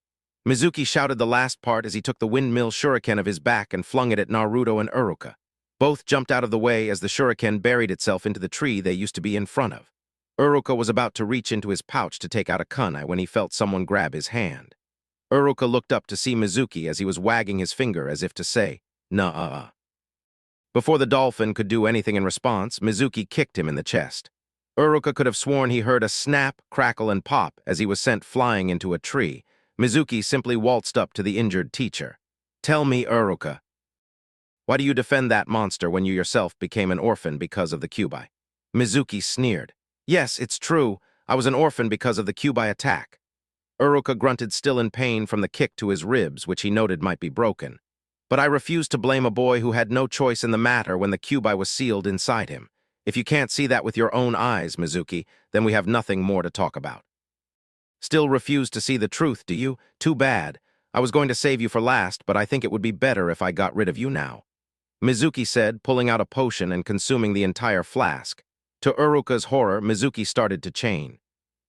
His muscles grew at an alarming rate while his skin started to change into fur which resembled a Bengal tiger. Even his ears started to change into ears that looked to belong to a feline. Once the transformation was completed, the traitorous Nin gave Uruka a predatory grin, revealing several sharp fangs. Mizuki, what have you done to yourself? Uruka gasped. Ha, impressive, isn't it? This formula increases my power and stamina. You should be honored, Uruka. I was going to test it out on the demon first, but I simply couldn't wait that long. Now, Mizuki reached down and grabbed Uruka by his Chunin jacket and lifted him off the ground, bring him face to face with the Chunin-turned Bengal beast. Any last words before I rip you to pieces? Mizuki growled out with his grin still present. Uruka didn't say anything. He'd be damned if he gave Mizuki what he wanted. Mizuki, seeing that he wasn't going to get another word out of Uruka, shrugged and raised his clawed handpaw above his head, preparing to end the Chunin's life. He never got a chance as something slammed into the side of his face, separating him from Uruka, sending him flying back nearly 20 yards. Mizuki was about to demand who hit him when he heard an ice-cold voice speak up. You should be asking yourself that question. Mizuki instantly looked up and saw Naruto Uzumaki standing in front of Uruka. You little shit! Mizuki screamed as he charged the blonde. The traitor was so focused on ending the boy's life, he never saw a clone intercept him with a kick aimed right at the side of his face, sending him crashing into a nearby tree. Mizuki was about to get back up when he realized that he was much slower than before. Mizuki glared at Naruto, who simply gave him the people's eyebrow. A slash-N. For you non-WWE fans, the people's eyebrow is when The Rock raises his eyebrow after saying, "If you smell what The Rock is cooking." You do know that Thundercats has been off the air for more than 2 decades, right? Naruto drawled. He heard Kyuubi roar with laughter at his remark towards Mizuki. The taunt seemed to only anger Mizuki even more. He wanted to attack the boy, but found his moves to be very sluggish. He had very little strength and knew that if he tried to attack while in his current state, the boy could easily injure him further. What did you do to me? Mizuki shouted. Naruto simply smirked as a light blue glow radiated off of the boy. Mizuki's eyes widened when he noticed that small threads of electricity were flowing from the boy's body. That's when it hit him. You did something to my nervous system. Mizuki realized. Naruto's smirk only got wider. So, you finally figured it out.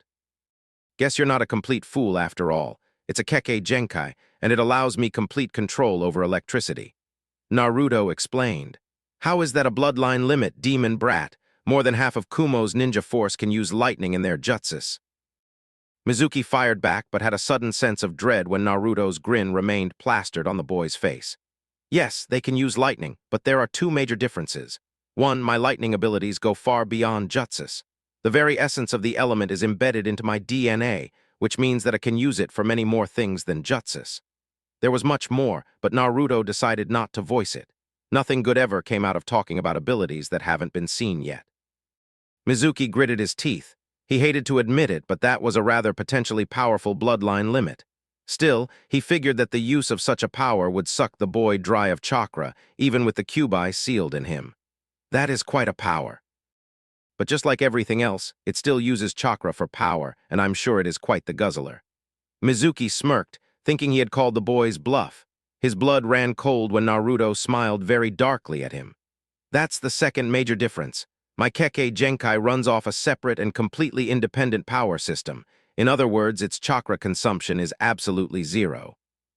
That said, I do have the ability to mix the two power systems to come up with jutsu that only I can use.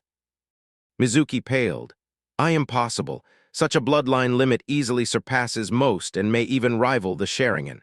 It's bad enough that the brat has more chakra than anyone else in the village, but now I find out that he has something like this. What? While Mizuki was lost in his thoughts, Naruto walked over and helped Uruka up off the ground. Are you okay, Uruka-sensei? Naruto asked in concern. Uruka gave him a small smile and nodded. Don't worry, Naruto, I'm fine. Just a few cracked ribs is all nothing Tsunade-sama can't fix. Naruto grinned, happy that his mentor wasn't seriously injured. He then turned and walked towards Mizuki. If that potion was what I think it was, I believe it's time I reversed the effects. Naruto said as he reached into one of the pouches on his pants and pulled out a piece of paper with the kanji for anti-transformation and slapped it on Mizuki's chest. The tag took effect immediately, changing Mizuki back to his human form. I knew something was off about you. Naruto spoke. What are talking about, demon brat? Mizuki sneered, but immediately regretted it when he felt not just Naruto's Ki but Uruka's as well. You have no right to talk, Mizuki, not after you just turned yourself into a Bengal tiger. Uruka said in an uncharacteristically cold tone. I think I understand what Naruto is saying. I wholeheartedly disagreed with you failing him at the Genin exam, and the fact that he just single-handedly took you down certainly isn't going to get me to change my mind. I now think that you purposely failed him just because of the Kyuubi sealed inside him. Mizuki just smirked at the Chunin's accusation. Even if it is true, you have nothing to back up your claim. Without any kind of proof, the demon will still be drummed out of the program, and there's not a damn thing anyone can do about that. Uruka clenched his fist in anger. He's right. Without evidence of his tampering, Naruto will still be labeled a failure, and the civilian council will most certainly move to drum him out of the academy. Damn you, Mizuki. He thought as he heard Mizuki continue to weakly laugh. It didn't last long as a cold voice seemed to rang out of nowhere. I always knew you were a piece of shit, Mizuki. Everyone turned to see no other than Cole McGrath with his arms folded, standing on a branch glaring coldly down at Mizuki. Did you really think that the kid was stupid enough to fail for that shit? The little monster asked me that earlier. The little bastard did exactly what I told him to do, Mizuki shot back, but was cut off by another new voice. After he came and told Sarutobi-sensei and ourselves about your little scheme. Mizuki turned around and was about to fire an insult at the person, but immediately paled when he saw one of 3 Sannin staring coldly at him, Orochimaru. Your fate was sealed the moment you tried to get Naruto-kun to steal the forbidden scroll for you. As for there being no evidence of you tampering with his exam, I'm afraid you are woefully mistaken there as well. Orochimaru smirked and turned to Naruto, who was also smirking. Mizuki was now starting to sweat. You're bluffing, Sannin. What possible evidence could you have? Mizuki shouted, but everyone knew it was a bravado. You're only half right, Mizuki team. Orochi-sensei doesn't have the evidence, but I do. Naruto grinned as he pulled out a scroll with the kanji for recorder on it. He immediately unrolled the scroll, laid it out on the ground, and went through a series of hand seals. Lightning Fusion Art, Ocular Replay Jutsu. The scroll immediately began to glow as the seal on the scroll seemed to levitate off of it. The seal shimmered out of sight, and in its place was a three-dimensional image. Mizuki's eyes slightly widened as he recognized what he was looking at. It was the same classroom that the genin exam was held in earlier. Now then, Naruto started in a serious tone, before turning around and show his trademark fox grin. Does anybody have any popcorn? Everyone's sweat dropped at the blonde's antics. Cole covers his face with one hand. Kid, sometimes I wonder. Orochimaru shakes his head. Must you, Naruto-kun? Uruka pinches the bridge of his nose. He may have improved by leaps and bonds, but he's still Naruto. Mizuki eye twitches. I've been outsmarted by this. Kyubai groans. He may be smarter than most genin, but he's still a goofy ass at times. After a moment, Naruto decided that it was time to be serious again and put his hands into the ram seal. Rip your Hajimaru. Begin replay, Naruto says. The 3D image suddenly starts to go in motion. After a few seconds, Mizuki notices that the blonde Jinchuriki is nowhere to be seen in the recording. Then it dawned on him. The recording is from Naruto's point of view. The recording showed the boys' test questions, causing Uruka's eyes to widen. Those are Chunin-level questions. The dolphin gasped. Oh, it gets better. Naruto said somewhat dryly, motioning everyone to continue watching. At around the 0000034 mark, the image zoomed in on Sasuke Uchiha, or rather his test paper, pre-written answers and all. Mizuki, what is the meaning of this? Uruka nearly shouted in anger. It's not like he would have failed Uruka. He is a prodigy after all, unlike the demon. Mizuki shot back. Kit, when you find a way to summon me, I want first crack at morons like him. Kyubai growled. Oh, really? Naruto cut in, giving the traitor a cold glare before turning to Uruka. Keep watching, Uruka-sensei. You're gonna love this. He grinned. The recording showed Naruto answering the test questions. However, that's not what shocked Uruka and most notably Mizuki. Naruto, you answered every single one of those questions correctly. Even I wasn't able to answer some of these. Uruka said above a whisper in near total shock. When did Naruto get this smart? Shikamaru is the only other student who could answer most if not all of those questions, mainly because he's a genius. Sakura could answer a few, but that's only through book smarts, not being a genius. The recording stopped as Naruto canceled the jutsu with the ram seal, then rolled the scroll up and put it back into the same pocket he stored it in earlier. Mizuki could do nothing but grind his anger. Impossible. The demon brat is supposed to be an idiot, yet he managed to answer every single question. Where did he get his knowledge? Still. Doesn't matter. I've already graded the papers, and according to the papers I have, Naruto Uzumaki didn't answer a single question. Mizuki smirked but dropped when he saw Orochimaru smirk at him, and I suppose Himoki-san just sat in the middle of the room without a test paper, right? The snake Sanin drawled. Mizuki was confused for a moment before he suddenly realized what Orochimaru was saying. He was spying on me. Yes, I was in the office while you were grading papers. You even made a nice 3-point shot using Naruto-kun's Chunin level test. So what was that about no proof, Mizuki team? Naruto glared. So what? You still failed because you made the wrong kind of clones. Mizuki yelled with a hint of desperation in his voice. Fool, you know damn well that there is no such rule. Garbage like you are the reason why Naruto-kun has had a horrible life. Orochimaru growled. No arguments here. Quite frankly, I'm getting tired of your bullshit, Mizuki. Cole spat. Mizuki. Uruka said coldly. As far as I'm concerned, your evaluation means nothing as you are now a criminal of Konoha. By rule, I exercise my right to relieve you of your position. And as my first act as interim headmaster, I hereby overrule your final decision on Naruto's genin exam and promote him to genin. You can't do that, you don't have the right. Mizuki screamed in rage. Actually, Uruka-san does, came a new voice. Everyone looked to the direction of the voice to see none other than the Sandaime, the god of Shinobi himself. Somebody's fooked. Kyubai said in a sing-song tone. Mizuki, you have betrayed your village by attempting to steal the forbidden scroll. What do you have to say for yourself? Sarutobai's tone was calm, but everyone knew better. The god of Shinobi was angry. You old piece of shit.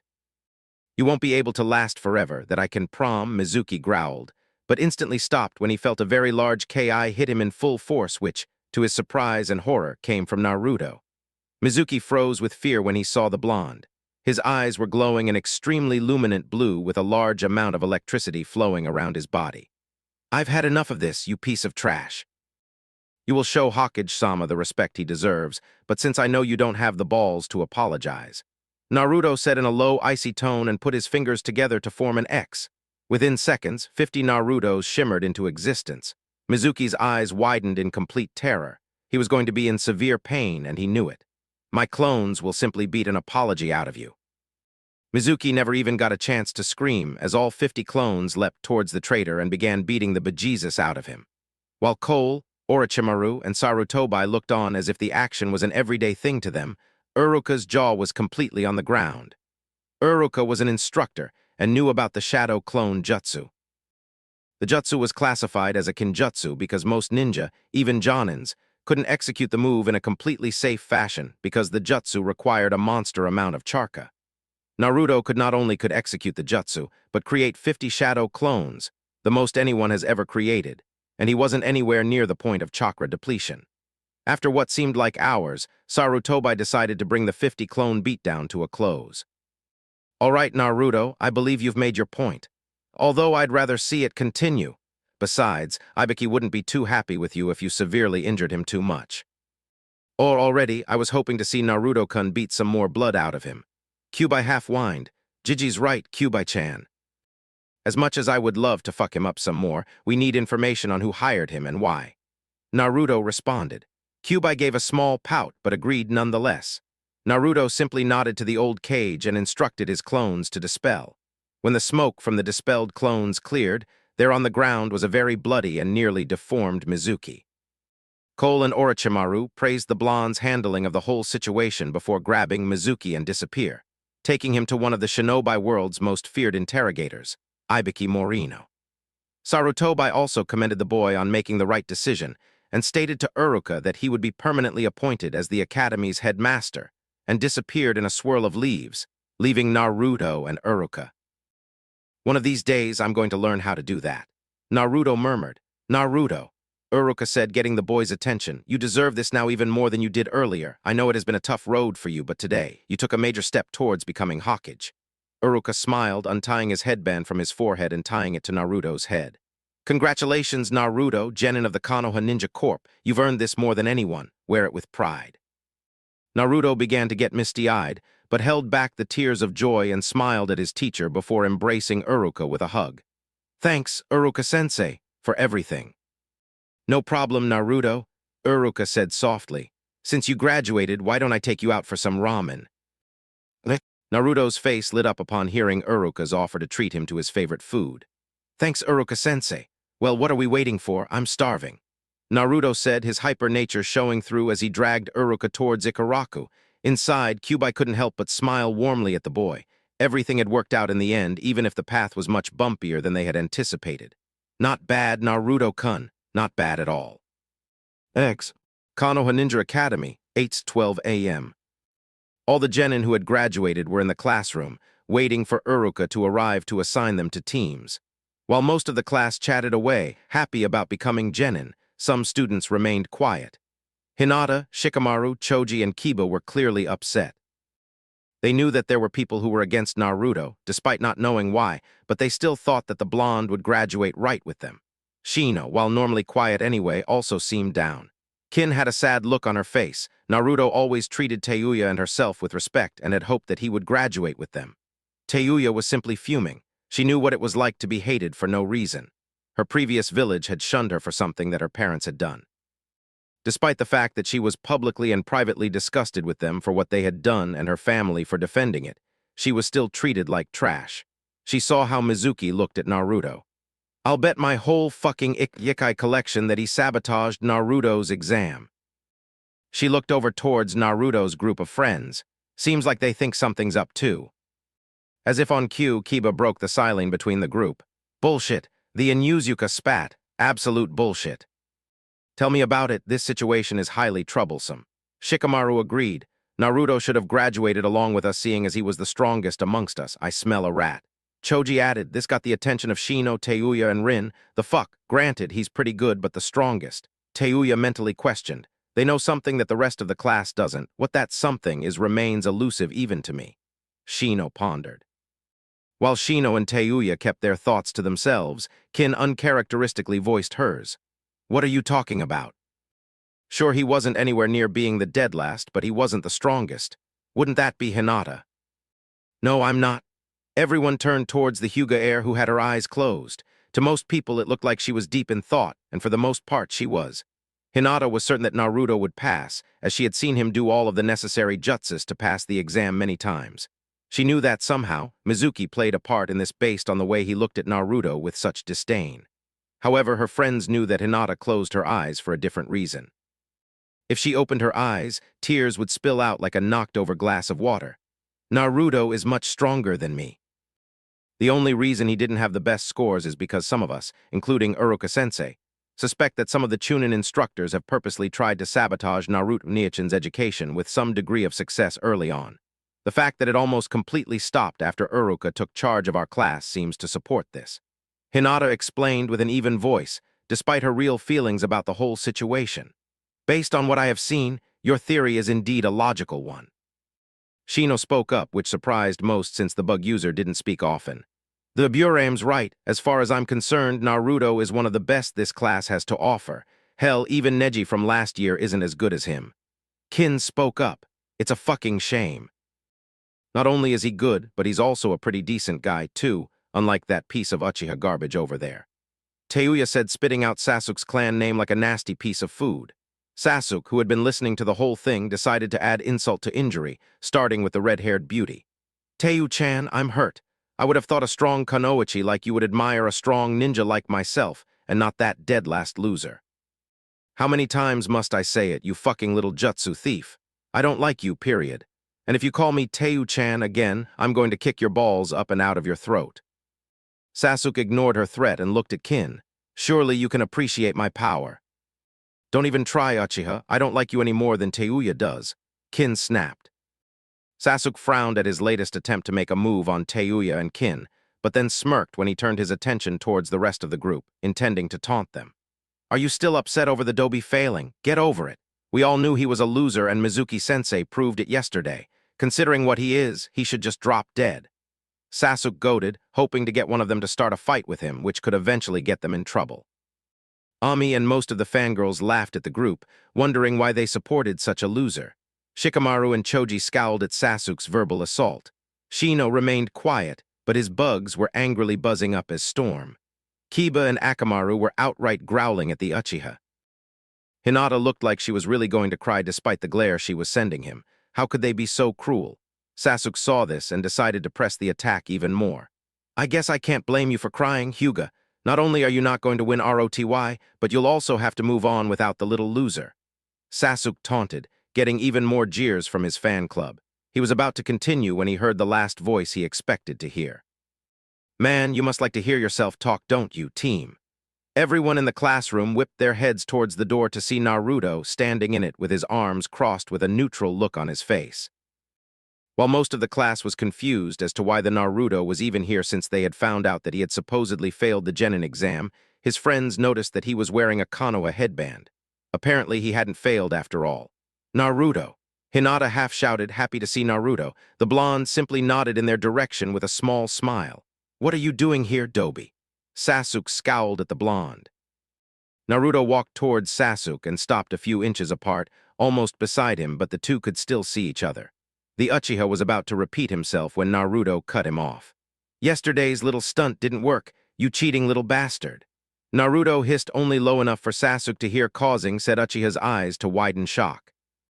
Unknown to Sasuke, Kiba and Akamaru had picked up on the conversation due to Inuzuka clan's ability to heighten their senses by applying chakra to their extremities.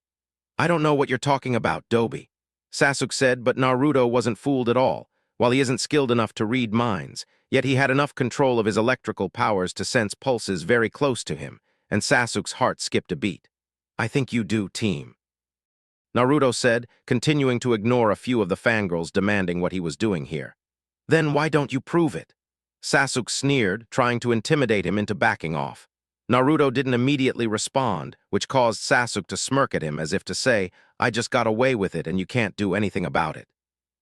His smirk disappeared when he saw Naruto give a very dark grin. I don't have to. Your involvement is going to cost you, Dobi. Naruto left the words hanging in the air as he walked past Sasuke and towards his friends, leaving the rest of the class to talk amongst themselves in a low volume. Sasuke had a deep frown on his face, but inside he was absolutely worried. How did he find out, and why the hell did he call me Dobi? His thought was cut short when Uruka shunshined into the room. All right, everyone, take your seats. Seeing that the class wasn't aware that he had shown up, Uruka started to go through the hand seals for his big head no jutsu, but someone had beaten him to it. Will you fuckers shut the hell up? The whole room immediately went silent as they all turned to see where the voice came from. To nobody's surprise, Teuya Simple stood there with her right eye twitching like crazy. She then turned towards Uruka. Floor's yours, Scarface, Teuya said. Uruka was slightly annoyed by the nickname but didn't take total offense to it. Teuya preferred nicknames and rarely called people by their proper name, although she did call the Chunin instructor by his name every now and then. Her language was also a bit okay, a lot on the foul side, but they were ninjas. Nobody said their language had to be civil outside of formal meetings. Crude, but at least she saved me from having to do it. Thank you, Teuya-san. First, I would like to congratulate all of you on your promotion to Genin. Why is Uzumaki here, Uruka-sensei? He isn't even a Genin, he failed yesterday. Ami interrupted, only to shut her trap when Uruka gave her a glare that said, shut the hell up, you little shit. I would appreciate it if you not interrupt me, Ami-san. Uruka said in an even tone, although everyone knew that his thoughts were anything but. Uruka glanced at Naruto for a second, who gave a slight nod. Get on with it, Uruka. I don't have all day, and where's Mizuki-sensei while we're at it? Sasuke said in a bored tone. While most of his fangirls had stars in their eyes, mentally praising how cool he was, Sakura and Ino's eyes widened. Sasuke was blatantly disrespecting their Chunin sense. Something both girls were taught was almost never okay. Everyone else was shaking their heads at such an act of stupidity. Naruto had a shit-eating grin as 3 words entered his mind. In another universe near a moon called Endor, the Rebel Alliance were in the middle of attacking the second Imperial Death Star, when at that moment, several groups of Star Destroyers exited hyperspace, blocking off any possible exit strategy. On the lead Rebel ship, Admiral Akbar could only stare in horror as he said those famous words that managed to sum it all up. It's a trap. Uruka gave him a very dark look, a look that none of the newly promoted Genin had ever seen on the scarred Chunin. So, you want to know what happened to him, do you? Although taken aback by Uruka's sudden change in demeanor, the Uchiha ignored the obvious warning signs and continued with his line of questioning. Didn't I just ask that? Sasuke rudely responded, while the rest of the class was either shocked, most, starry-eyed fangirls, or waiting patiently for the outcome, Naruto. One person was just plain angry. Hinata, as nice as she is, was a very scary person to deal with when someone hurt or disrespected someone she had taken a liking to. She was about to verbally lash out at the disrespectful little Uchiha tart when she felt someone's hand gently clamp down on her left shoulder. She turned to find Naruto with a grin on his face. Don't worry, he's about to get his. Naruto smirked. All right, Uchiha, seeing as how you asked so nicely. Uruka responded, his voice dripping in sarcasm. As of last night, Mizuki is no longer a Konoha shinobi, let alone this academy's headmaster. There was a collective gasp in the room. The headmaster of the Konoha Ninja Academy, not a shinobi. What was going on? Sasuke had a look of shock on his face. His face quickly turned back into a frown.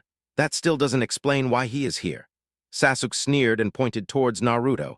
Uruka stared at him with a strange look that seemed to be a combination of a glare and a smirk. Mizuki deliberately gave Naruto the wrong exam paper during the first part of the Genin exam. As a result, he was found guilty of military sabotage by the Hokage just a few hours ago, hence why I was late this morning. The first part of the exam didn't determine if we passed or not. The idiot failed because he made the wrong kind of clone during the final part of the exam. Sasuke argued. His fangirls also shouted their support of his argument. Sasuke simply smirked, thinking he had put the assistant in his place. The smirk disappeared when he saw Uruka grin very darkly. You do realize that there is no such rule, right? Uruka pointed out in a mocking fashion. And how did you get a hold of information that is considered off-limits to other students? Sasuke began to sweat a little. He knew good and well that testing information about other students was off-limits. It doesn't matter. A headmaster's decision can't be reversed by anyone except the headmaster of the academy himself. Sasuke half-shouted in desperation, hoping to Kami that it would be enough to keep the loser from becoming a ninja. Unfortunately for him, Kami ignored his pleads. You're right, which is why I reversed Mizuki's decision last night. Also, there was another thing that he did, but we'll get to that in a moment. Uruka said coldly, but had a ghost of a smirk that only Naruto noticed when he mentioned the last part. Sasuke's eyes widened in shock. Before he could respond, Uruka pressed on. Now that that's been cleared up, I will be informing you of your team placement. But first, I have an announcement to make concerning Rookie of the Year. For this year, and perhaps from here on out depending on the Hokage, the Rookie of the Year award will be split into two, Rookie Shinobi of the Year and Rookie Kunoichi of the Year. One of the reasons is that this class is 3 times larger than normal graduating classes. Another change is the placement method. Normally, we try to place the top Shinobi, the top Kunoichi, and the dead last on the same team, but the Hokage has decided to manually rearrange this class placement. Now onto this year's top Shinobi and Kunoichi. Sasuke leaned back and smirked. The Dobi may have been allowed to graduate, but he was still going to win ROTY. Uruka saw the smug look on his face and outwardly frowned, but on the inside he was cackling with. He was going to enjoy wiping the smirk off of his face, but first up, this year's Rookie Kunoichi of the Year is Hinata Hyuga, Uruka announced. While most of the fangirls weren't too put off since they knew how good the Hyuga heiress is, Ami was absolutely livid. Despite Hinata's vast improvement in self-confidence, a part of Ami's mind would only allow her to see Hinata as the shy girl that she used to push around during their first year in the academy. She then turned to glare at the reason for the Hyuga's transformation. Damn you, Uzumaki, damn you to hell. Thank you, Uruka-sensei. I am honored that you think highly enough of me to award me such a title. Hinata said with a slight blush on her face as she walked up to the front of the class to accept a golden kunai, which is awarded to the top rookies of each class. Hinata graciously accepted it and bowed respectfully to Uruka before making her way back to her seat next to her friends.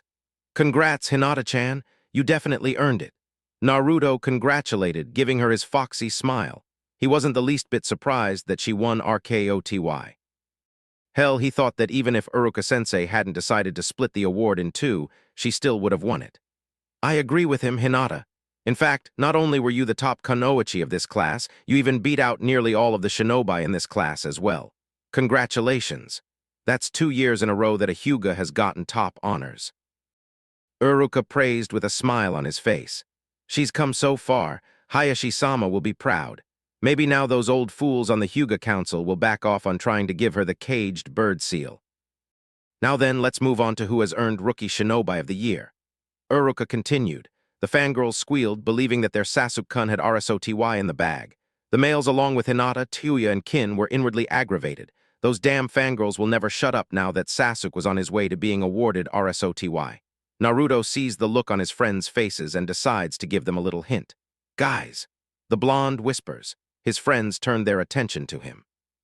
I don't know who will actually take the RSOTY award, but I did manage to get wind of who wasn't going to win it. Naruto had a smirk on his face that all but confirmed that a certain jerk wasn't going to get it after all. They all turned back towards Uruka when they heard him speak again. This year's Rookie Shinobi of the Year is. Sasuke got up and began walking towards the front of the class to accept his award, or so he thought. Uruka quickly glanced over to a certain blonde before dropping the bomb, Naruto Uzumaki. The whole room went as silent as a tomb. For a moment, not a single noise was made. Then the whole class erupted into a crazy combination of confusion, outrage, and cheers. Most of the males, except Sasuke, were absolutely confused. Naruto himself was absolutely stunned. He knew Sasuke wasn't going to get it, but in all honesty, he honestly thought that Shino was going to get it since he was the most well-rounded shinobi in the class. Naruto knew that his own IQ level was actually quite high, but he never gave anyone else the impression that he was a genius, albeit a late bloomer. In fact, the only person who knew was Shikamaru, and that's because he, predictably, figured it out on his own and confronted the blonde about it. Despite that, Shikamaru understood the reason for secrecy and kept quiet about it, letting the boy reveal that information at a later date, be it as a sign of absolute trust to his friends or as a trump card against his enemies. Sasuke Uchiha also had a shocked look on his face, before it turned into one of anger. Excuse me. The Uchiha hissed through his teeth. Not only did he not win RSOTY, but the person he considered a loser got the award instead. The fangirls were outraged, the loudest being Ami. Sakura and Ino, while loud, were more confused. How could Sasuke-kun not be Rookie of the Year if he had the highest scores going in? Sakura voiced, who failed to notice her inner self having a different reaction. All right, way to go, Naruto-kun. Ino, while louder, also wasn't angry, just highly confused. I agree with Forehead. We were told he had the highest scores overall heading into the Genin exam. Was that wrong? Ami's reaction was much more directed towards a certain blonde. How the hell can you pick that loser over Sasuke-kun? Naruto Baka is by far the dumbest person in this class.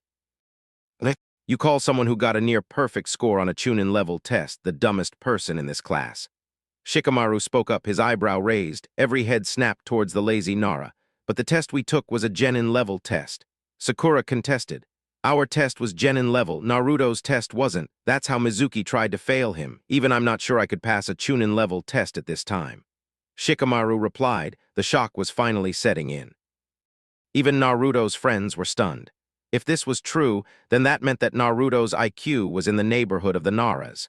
Sasuke, who was still fuming over the whole thing, couldn't take it anymore. You better have a good explanation as to why that dumbass is a Rookie of the Year instead of me. Uruka had enough. He was absolutely sick of Sasuke and his blatant, disrespectful attitude. He finally decided that it was time to take him down several notches. Do you honestly think that I'm going to give such a prestigious award to a cheater? Uruka spat out. Sasuke froze horror. How? How did he find out? Kiba, who was somewhat shocked at first, finally understood what he heard earlier. So that's what Naruto was talking about earlier. If he hinted at something earlier, then yes, that's what he meant, Kiba. Uruka confirmed. The fangirls themselves were too much in shock to respond. Uruka inwardly smirked. If they thought that was bad, just wait until they hear what I'm going to say next. That's not all, Sasuke. The Hokage is well aware of what has transgressed yesterday, and he is highly displeased with you with not only yesterday but your entire academy career. This caused Sasuke's blood to freeze. No. Apparently, Mizuki has been giving you perfect scores throughout your time here. I can't bar you from becoming a genin since there seems to be no proof that the other instructors did the same. However, in the meeting I attended this morning, it was decided that not only were you to be taken out of the running for RSOTY, but as of now, your records will show that you have the worst grades in the class. In other words, you are this year's dead last. Nearly all of his fangirls went insane. They screamed at the scarred Chunin, arguing that there must have been a mistake. Ami, on the other hand, didn't say anything, but she did have an opinion on the matter. So what? At least Sasuke-kun is smart enough to take an advantage when it is given to him. These weaklings rely too much on honesty and good faith. That's why Sasuke-kun will be a great Hokage and not that stupid buffoon Uzumaki. Sakura could only stare in complete shock. Her crush, someone she thought was a hard worker, took the easy way out. So you finally know what that jerk is really about. Now, what will you do? Inner Sakura mused. Ino was shocked just like the rest of the fangirls, but unlike the others, she made the decision right then and there to become the first ever Sasuke fangirl to quit the club, although she wouldn't be the last. This is what I was chasing all of these years. Shika was right. Sasuke-kun, no, Uchiha team, is a grade A asshole. Trying to earn this bastard's love was not worth sacrificing my friendship with Sakura. I just hope she feels the same way. Sasuke turned towards Naruto and gave him a hate-filled glare. I know you had something to do with this, Dobi. You will pay for this humiliation. Uruka decided that it was time to move on despite the enjoyment of taking Naruto's doubters down several pegs. All right, settle down, everyone. The entire class began to simmer down and give the Chunin instructor their undivided attention. You all have graduated to the rank of genin. However, from here on out, your life will not be the same as it was here in the academy. The real world is a very dangerous place, and you will be in the middle of it. I won't lie to you, there is a chance that some of you will lose your lives in the next 10 years, but for a lot of you, you will achieve your dreams with enough hard work and devotion. Uruka glances at Naruto. It takes teamwork to be successful in the ninja world, which leads me to our next topic, team placement. Every genin before you started their careers in team cells. Today, I will be announcing who you will be paired with.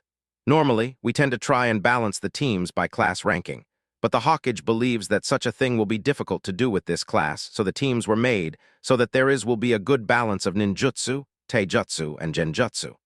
So, without further delay, it is time to announce who you will be teamed up with. Uruka picked up a paper that was sitting on his desk and began to read off of it.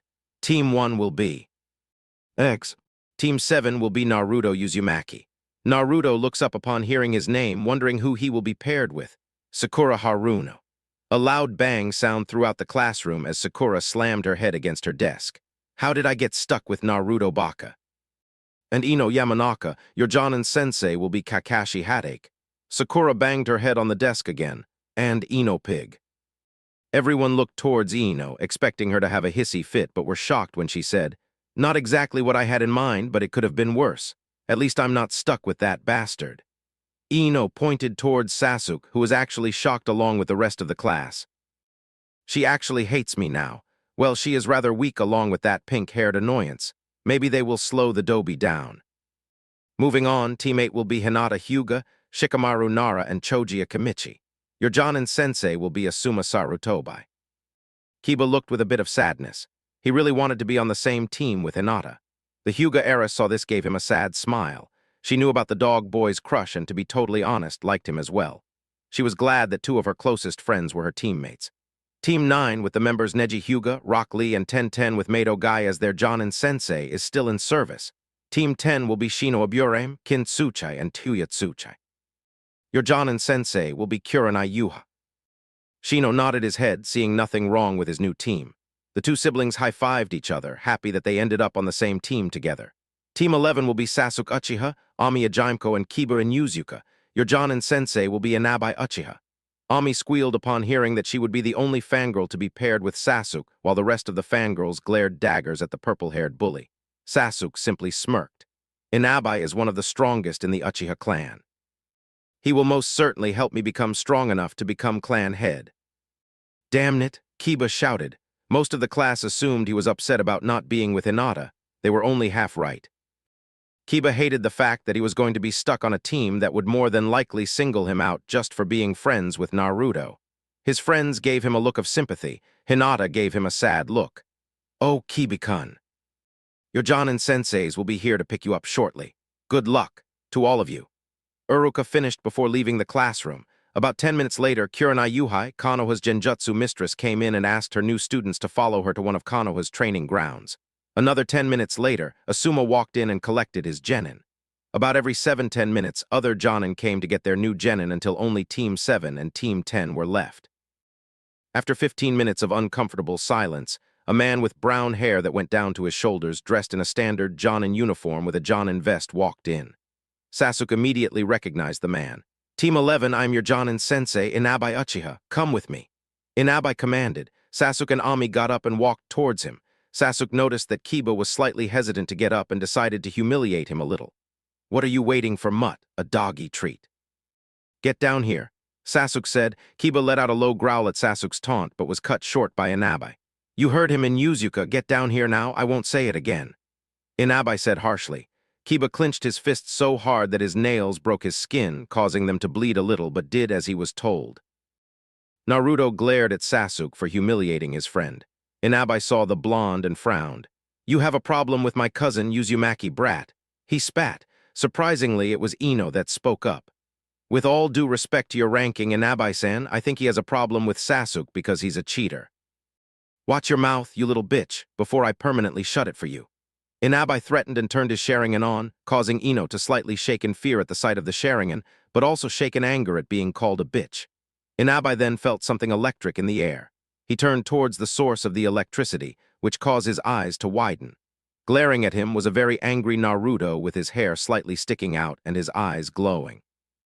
"I don't care if you insult me, but if you ever call Ino-chan a bitch or threaten her life again, I will turn you into a Christmas tree. Deactivate your Sharingan," Naruto said in a low, dark voice, sending shivers down everyone's spine. No one other than his friends had ever seen this side of Naruto before. "I am a Jonin, you demon brat. You will show me respect or I will." Inabai stopped when he felt the hairs on his body stand up. "What you're feeling now is a prelude to a lightning strike. Activating your Sharingan in a threatening manner towards a fellow Konoha ninja is against the law, and you know it. Should you refuse to turn it off, I am well within my rights to call down the thunder and kill your ass. I'll say it again, deactivate your Sharingan now," Naruto warned. Inabai's eyes widened in surprise with a hint of fear. He only felt something like this one other time, when he got on the bad side of one Cole McGrath. He wanted so badly to kill the boy, but unfortunately for him, he was correct. Activating his Sharingan against the Yamanaka girl could get him in hot water with not only the whole Yamanaka clan and their allies, but the Hokage as well. Just you wait, demon brat. Once the Uchiha clan takes over this village, you will be the first person we execute. Inabai inwardly growled as he deactivated his Sharingan and left the room without saying a word with Sasuke and Ami close behind him. Kiba gave Naruto a nod and smirk that said, "Good one, man," and left as well. Naruto let out a sigh of relief. He was fortunate that Inabai ignored him just long enough for him to lock onto him with a possible lightning strike. The attack is indeed powerful, but since Naruto hasn't mastered it yet, he needed two things for it to work. Time, in his case, several seconds, and for the target to either be standing still or slowly moving around for a lock. Cole, on the other hand, had mastered it. It only took him 1.5 seconds to lock on to his target. Ino and Sakura simply gaped at the blonde with looks of shock at what he just did. Naruto defended me, but why? I've been nothing but mean to him. Ino stared in confusion. Sakura was about to berate Naruto for bad-mouthing Sasuke again when her inner self sensed this and cut her off. You and I are going to have a serious talk later on about him. You are now a genin, which means there are some things that you need to be shown, including some clan jutsus and your Gekkei Genkai. I have a Gekkei Genkai. Yes, but I will explain later. For now, go with your new teammates and meet up with your sensei. Be warned. While he is highly renowned in the ninja world, he also has a dubious reputation for being late among other things. Inner Sakura warned. Sakura inwardly nodded in understanding and brought her attention back to the real world. She looked at the clock and realized that they had been here for more than an hour. She was about to say something to her teammates when Naruto snapped his head towards the door. About time. She heard him mumble. A few seconds later, the door opened to reveal a silver-haired Jonin with his headband covering his left eye and a mask over the bottom half of his face. He was reading an orange book. Team 7. The Jonin inquired, "So you're Kakashi Hatake?" Naruto stated calmly, "And you're late, no surprise there." So this guy's the famous copy ninja, and what is he reading? Sakura inwardly mused to herself. He looks like a lazy ass to me. Ino mentally deadpanned. My first impression of you is, the genin leaned forward. I don't have one yet. All three face faulted. Meet me up on the roof and hopefully that will change. Kakashi I smiled before disappearing in a cloud of smoke. Well, you heard the man. Let's get up there and see what's in store for us. Naruto grinned and made his way to the door. Naruto, came Ino's voice as she looked at him questioningly. Naruto turned back towards her. I know you girls have questions. To be honest, I honestly don't know if I am ready to reveal some of those answers at this time, but I promise that you will know everything in due time. For now, let's go up to the roof and meet our new sensei. Naruto replied. All right then, now that you are all here, why don't you tell me all about yourselves? Kakashi suggested. The three genin looked at him, not quite getting what he wants them to say. Sakura spoke up. What do you mean, sensei? I mean, what are your likes, dislikes, hobbies, goals, dreams, and so on? Kakashi answered while still reading his orange book. Why don't you go first and show us how it's done? Kakashi closed his book and put it away. My name is Kakashi Hatake. I like some things and I dislike other things. My dream, don't really feel like telling you that. As for hobbies, I have lots of hobbies. Sakura sweat dropped at the Jonin's example. All we learned was his name, which we already knew. Naruto had his eyes closed, but a noticeable twitch in his right eye could be seen. Hebai-sensei was right. He's even too lazy to tell us about himself. Ino, who also looked slightly annoyed, simply voiced what was on her mind. Wow, what a resume. She deadpanned. Kakashi I smirked. At least one of them speaks their mind, although I have to admit that I thought it would be Naruto. Oh well. Just for that little crack, you get to go first, Blondie. Ino sighed but did what the Jonin said. Better not to give a bad impression to the person that will be teaching you for years. My name is Ino Yamanaka. I like flowers, my family and friends, shopping, sports, chocolate, and... She paused for a moment before quickly glancing towards Naruto. Kakashi picks up on the gesture, but decides not to comment on it for now. I dislike sashimi, cruel people, and most recently. Her face went dark for a moment before looking up with a cold look on her face. Sasuke Uchiha, she said, causing Sakura to look at her in shock. She was about to ask her childhood friend why, but Kakashi beat her to it. From what I gather, you're one of his biggest supporters. Did he turn you down or something? Was one of his biggest supporters, sensei. Number that wasn't it at all. That bastard is nothing more than a shit stain who prefers to take the easy way out. That's understandable. I admit that I'm not very high on him after taking part in that incident. Anyway, what about the rest of yourself, like your dreams or goals in life? Kakashi urged. My dream is to surpass Tsunade of the Sannin and become one of the strongest Kunoichi in the world. Ino finished. I honestly didn't expect much out of this one, but it looks like she has moved past her fangirl stage and decided to focus on becoming a real ninja. She needs some physical training, and she needs to quit the dieting, but she has potential. Kakashi mused, giving Ino a nod. Ino wasn't rail-thin by any means, but the rigorous training done by ninjas won't allow her to be on a diet that focuses on less eating. In fact, even eating as much as the average civilian wouldn't be enough. Okay, Pinky, you're next. Kakashi pointed to Sakura. Sakura lightly glared at the Cyclops, but decided to let it go. It wasn't that bad of a nickname. My name is Sakura Haruno. I also like flowers, studying, and my mom. Aren't you leaving out a certain person? Kakashi asked. Sakura was silent for a moment before finally answering the copy ninja's question. I'm not sure. I've always thought that Sasuke was a strong and honorable person. However, after today, I can't look at him the same way again. I don't know if I hate him per se. But I'm certain that I don't like him anymore either. Kakashi nodded. It wasn't a pleasant experience to find out that the person you like the most turns out to be a fraud in some respects. What about your dreams? My dream is to become a good medical ninja and have a family, although I honestly don't know with whom anymore. And your dislikes? Naruto, he's so annoying, loud, and stupid. He keeps bugging me for a date even though I keep saying no. For once, I wish he would just leave me alone. Sakura said in an aggravated tone. Naruto couldn't keep the look of hurt off of his face. Ino saw the look and couldn't help but feel bad for him. Did he always look like this when we scolded him for talking to us?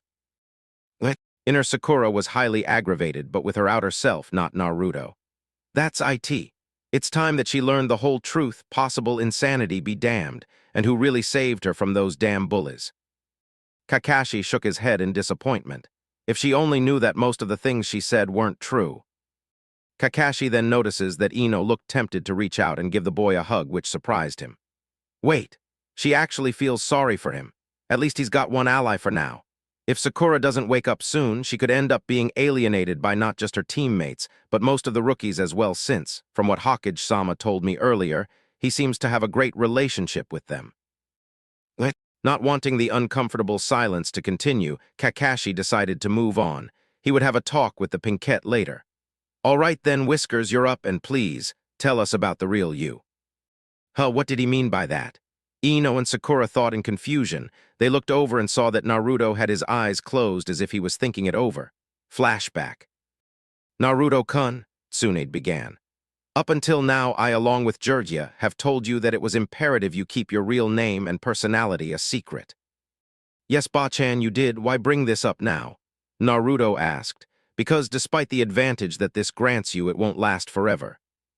But I thought that you said that I shouldn't reveal my secrets, or the council will try and remove me from the clan. Yes, that's true. However, the only reason they can do something is because you are currently a civilian. Tsunade stated. Remember, only the civilian council despises you. The Shinobi Council already knows of your secret and have no intentions of telling those empty-headed fools that you have a family.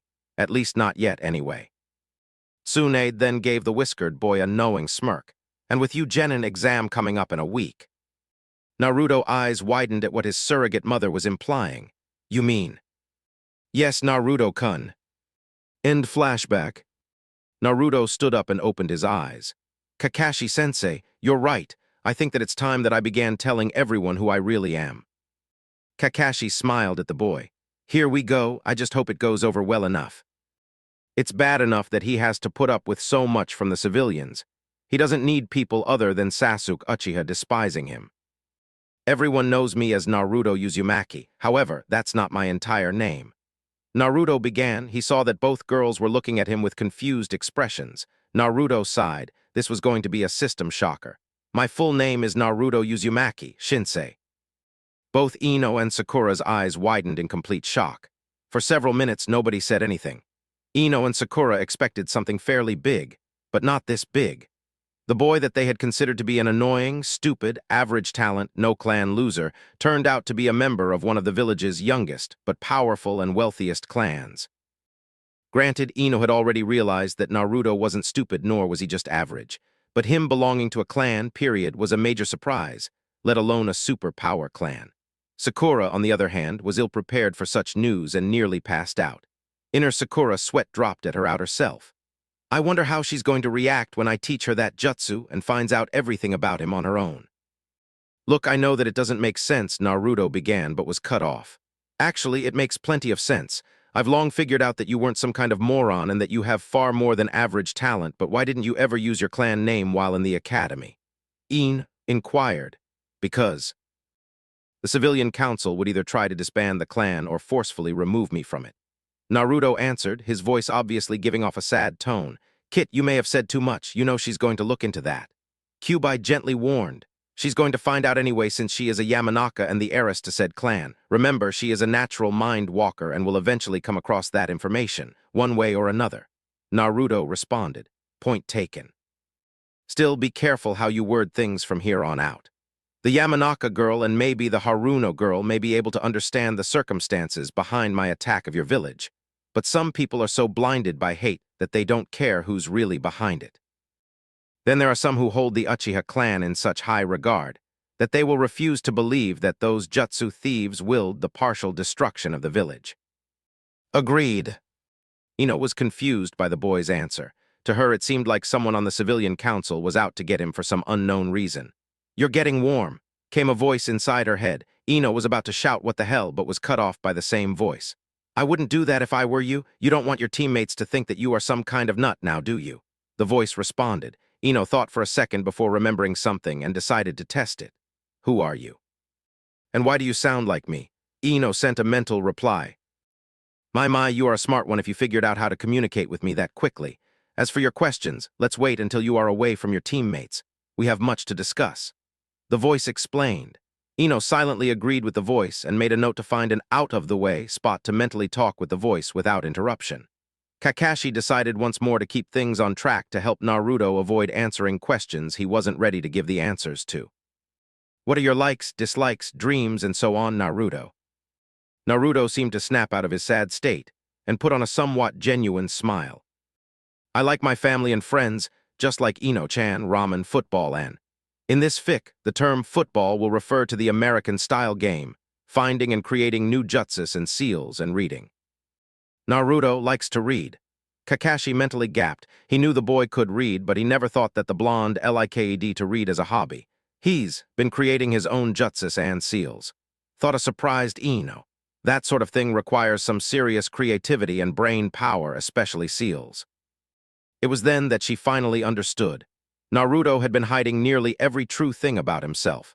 The only things that seemed to connect the mask and the real McCoy was his friendly attitude, his appetite for ramen, and his pranking nature. He was never truly the dead last at any point. It did, however, beg the question, then why were his grades so horrible during the first half of his academy career? Sakura looked down.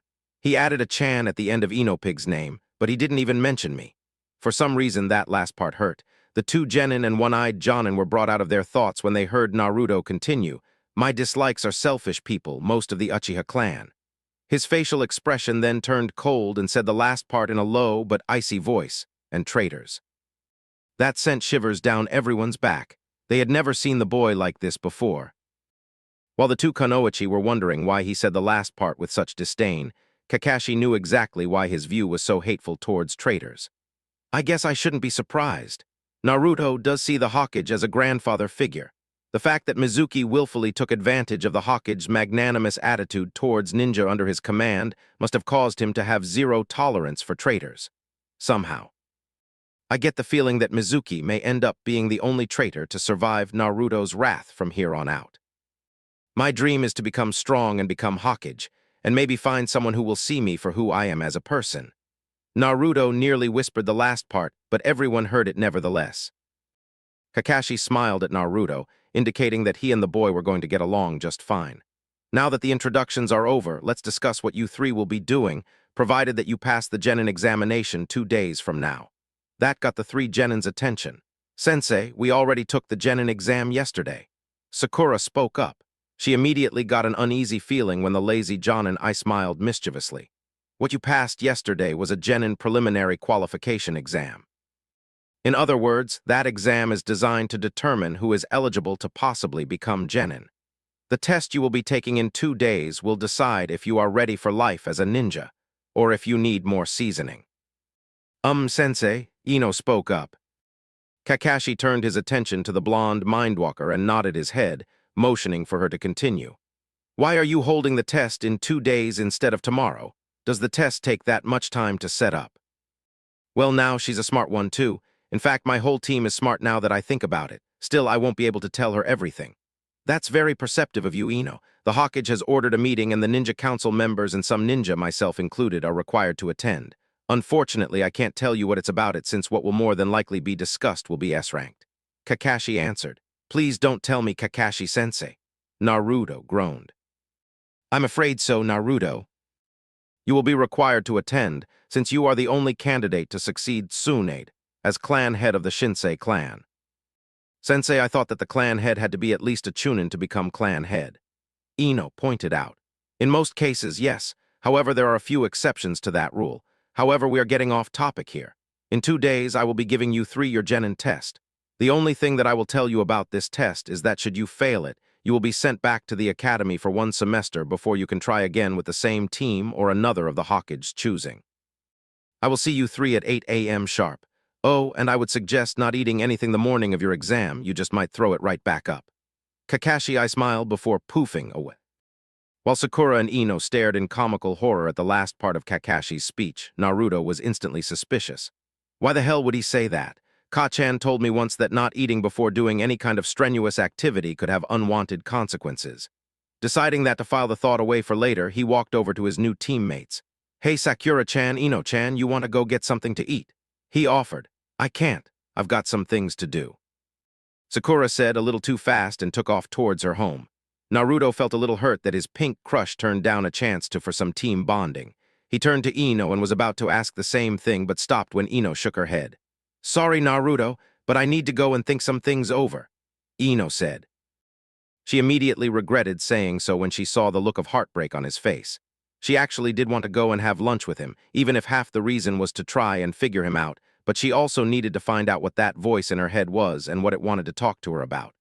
It's okay, go ahead and tell him. He revealed things about himself. The best way to establish trust is to reveal things about you in return. The voice encouraged. Ino felt somewhat nervous about telling the boy about a voice in his head, but something inside her besides the voice was telling her that Naruto can be trusted. Naruto, please don't think that I don't want to get to know you. In fact, I really did want to go to lunch with you.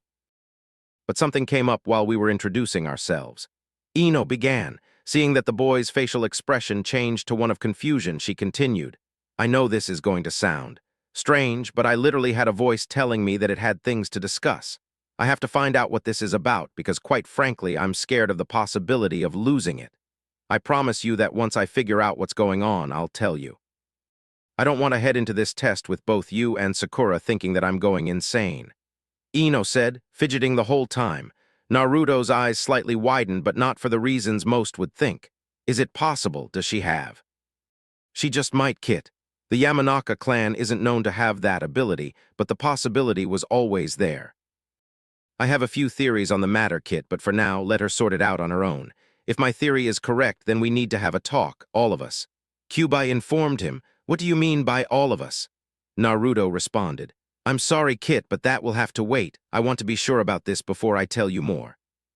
Deciding to let the matter drop for the time being, Naruto turned his attention back to Ino, who had a concerned look on her face. At least Ino-chan actually wants to get to know me. Don't be so quick to give up on the pinky yet, Kit. Somehow, I get the feeling that she is going to come around soon enough. Naruto, came Ino's concerned voice. Naruto gave her a small smile. I understand, Ino-chan.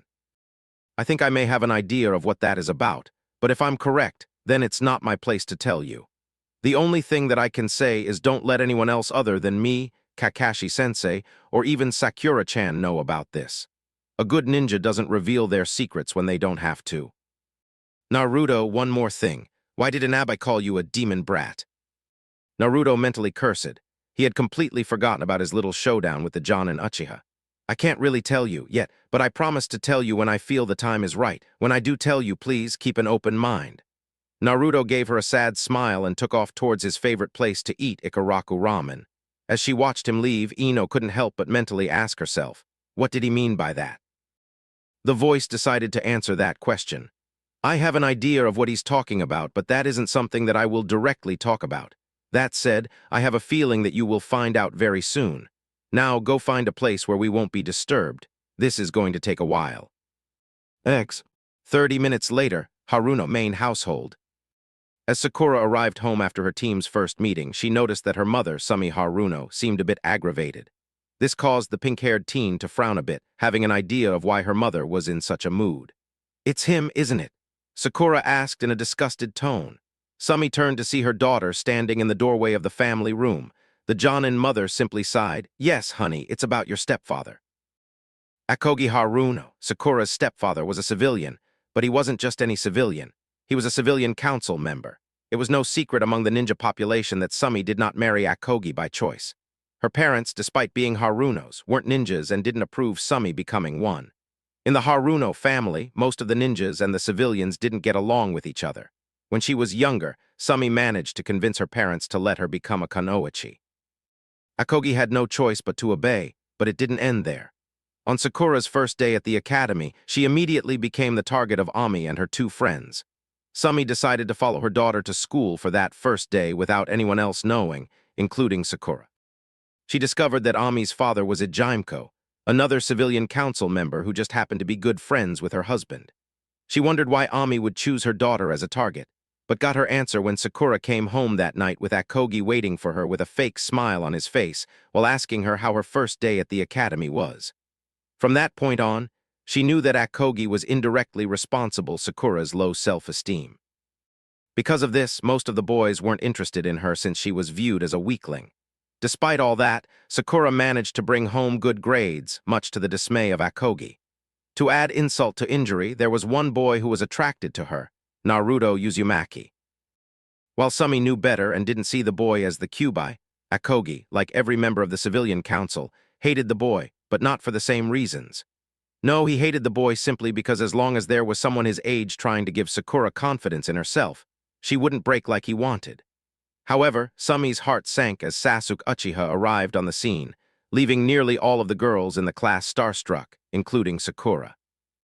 Akogi seemed quite happy since it distracted Sakura from becoming a good kunoichi, and was even better since the girl was unknowingly treating her only other savior like dirt. That is, until yesterday. When Sakura graduated, Akogi was furious. Because Sakura graduated and became a genin, she was no longer under the civilian council's control. Coming back to the present, it was obvious that Akogi found out who was on Sakura's team. It was obvious to Sumi that Ami was the one to let loose that information to her father, who in turn informed Akogi. The bastard had demanded that Sumi go to the Hokage and force him to change the teams. When Sumi refused, he threatened to kick her and Sakura out onto the street, but Sumi didn't buy it at all. She was still angry with her parents, but she at least knew that if Akogi tried such a thing without a valid reason, they would banish him from the Haruno clan. Granted, the Haruno clan in general didn't particularly like Naruto, they also didn't hate him either. Why do we have to put up with him, Mom? He's done nothing but make our life miserable, and since last year he makes me uncomfortable whenever he looks at me. Sakura said with a bit of fear. Sumi's facial expression darkened. Around the beginning of her third year, she at times had caught Akogi's eyes, wondering whenever Sakura walked past him. In other words, he was staring at her ass, one of the Pinkette's features that even Ino was jealous of, which was saying something since one boy had described the blonde's ass as a ripe piece of fruit. Said boy ended up in the hospital for a week. I know, sweetheart, I know. Sumi softly said, It's difficult, but now that you are a ninja, at least you don't have to worry about most of his threats. Still, be on your guard and be wary of him and anyone on the civilian council. Jiraiya-sama told me that he found something disturbing involving at least some of them, if not all. Don't worry, Mom, I will. Sakura assured her, then she remembered what she needed to do from earlier today during her team's first meeting. Mom, I need to go to the... Sakura stopped short of saying she didn't know if her mom would let her even if she just became a ninja. I see, did she tell you that it's time? Sumi asked. Sakura slowly nodded, not knowing how else to respond. Sumi stayed silent for a moment before opening her eyes to give her daughter a serious look. At first, Sakura thought that her mother was going to tell her that she wasn't ready to visit that place. She was wrong. Then it is time, Sakura-chan, my daughter. It is time for you to fully learn our clan's Kekkei Genkai. It is time for you to learn about the mind pool. X. 2 hours after Team 7's first meeting, Yamanaka Clan Library. This place should do, Ino said, mostly to herself. At first, she thought about going back home to the flower shop, but with her parents there, she might not get the time needed to try and understand what was going on in her head. Besides, she had heard stories about a few people in her clan's history that had gone insane. She shivered at that. If her cousin, Nuazashi-one, found out that about this, he would use it to his advantage to win himself the title of Yamanaka clan head, even if she was considered by most to be the favorite to become clan leader when her father stepped down. Nuazashi may be her cousin, but she despised him. Many people, inside and outside of the Yamanaka clan, knew about his Machiavellian-like nature. He liked to bully people into getting what he wanted. Nearly all the people in her age group were at best hesitant to deal with him, or at worst, were downright afraid of him. The only ones in his group not afraid of him were Team 9, which consisted of Rock Lee, Tenten, and Neji Hyuga. Her age group was only slightly better, but she now suspected that had something to do with a certain whiskered blonde. She remembered seeing him bully the others while she was in her second year at the academy. Then one day, he stopped messing with most of his class. While she never found out exactly what had happened, she did notice that he would go out of his way to avoid Naruto like the plague. Ino's thoughts were broken up when everything went black.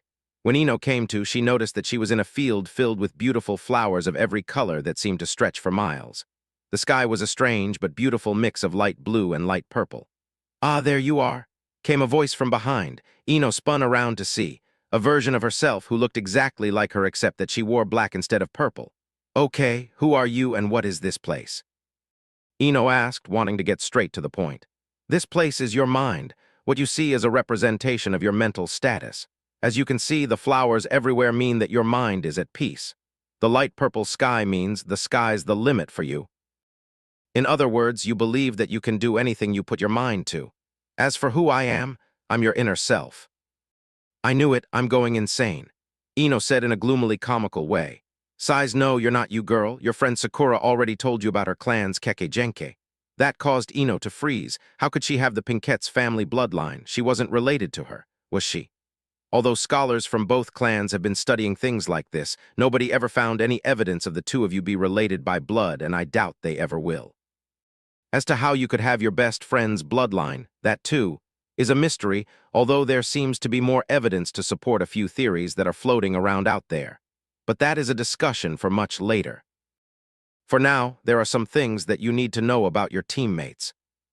If you're talking about that disgusting pervert of a stepfather, then yeah, I know about that. Me and Sakura aren't on great terms right now, but I still see her as a friend even if she doesn't. I swear if that bastard touches her, I will rip his throat out, if Naruto doesn't do it first," Ino said coldly. "Well, at least you know that much. It saves time and allows us to talk about your other teammate." Inner Ino continued. "Naruto," Ino whispered. "Yes, Naruto-kun."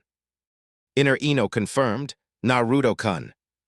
"Oh, come off it, girl. You know you're starting to like him." What are T talking about?" Inner stuttered. In the real world, she was blushing like crazy. "Please." "It started the instant he was prepared to kill a full-fledged Jonin for you. You know damn well that selfish prick Sasuke won't ever do that for anyone." "All right already. Okay, I admit that he's interesting, but I'm not ready to admit that a thing for him. Yet."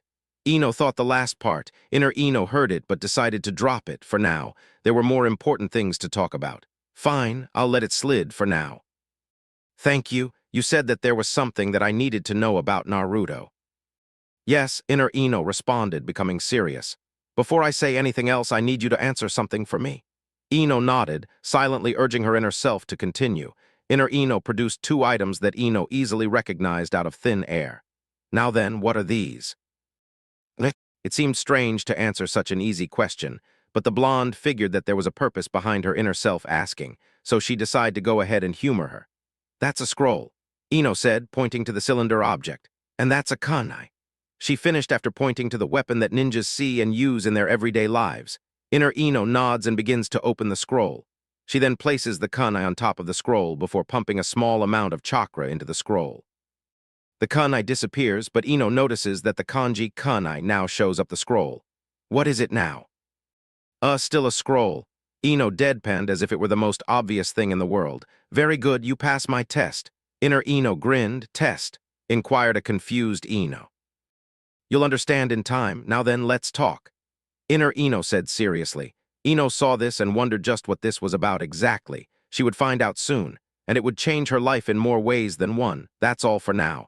If you enjoy, then please like, share, and do comments.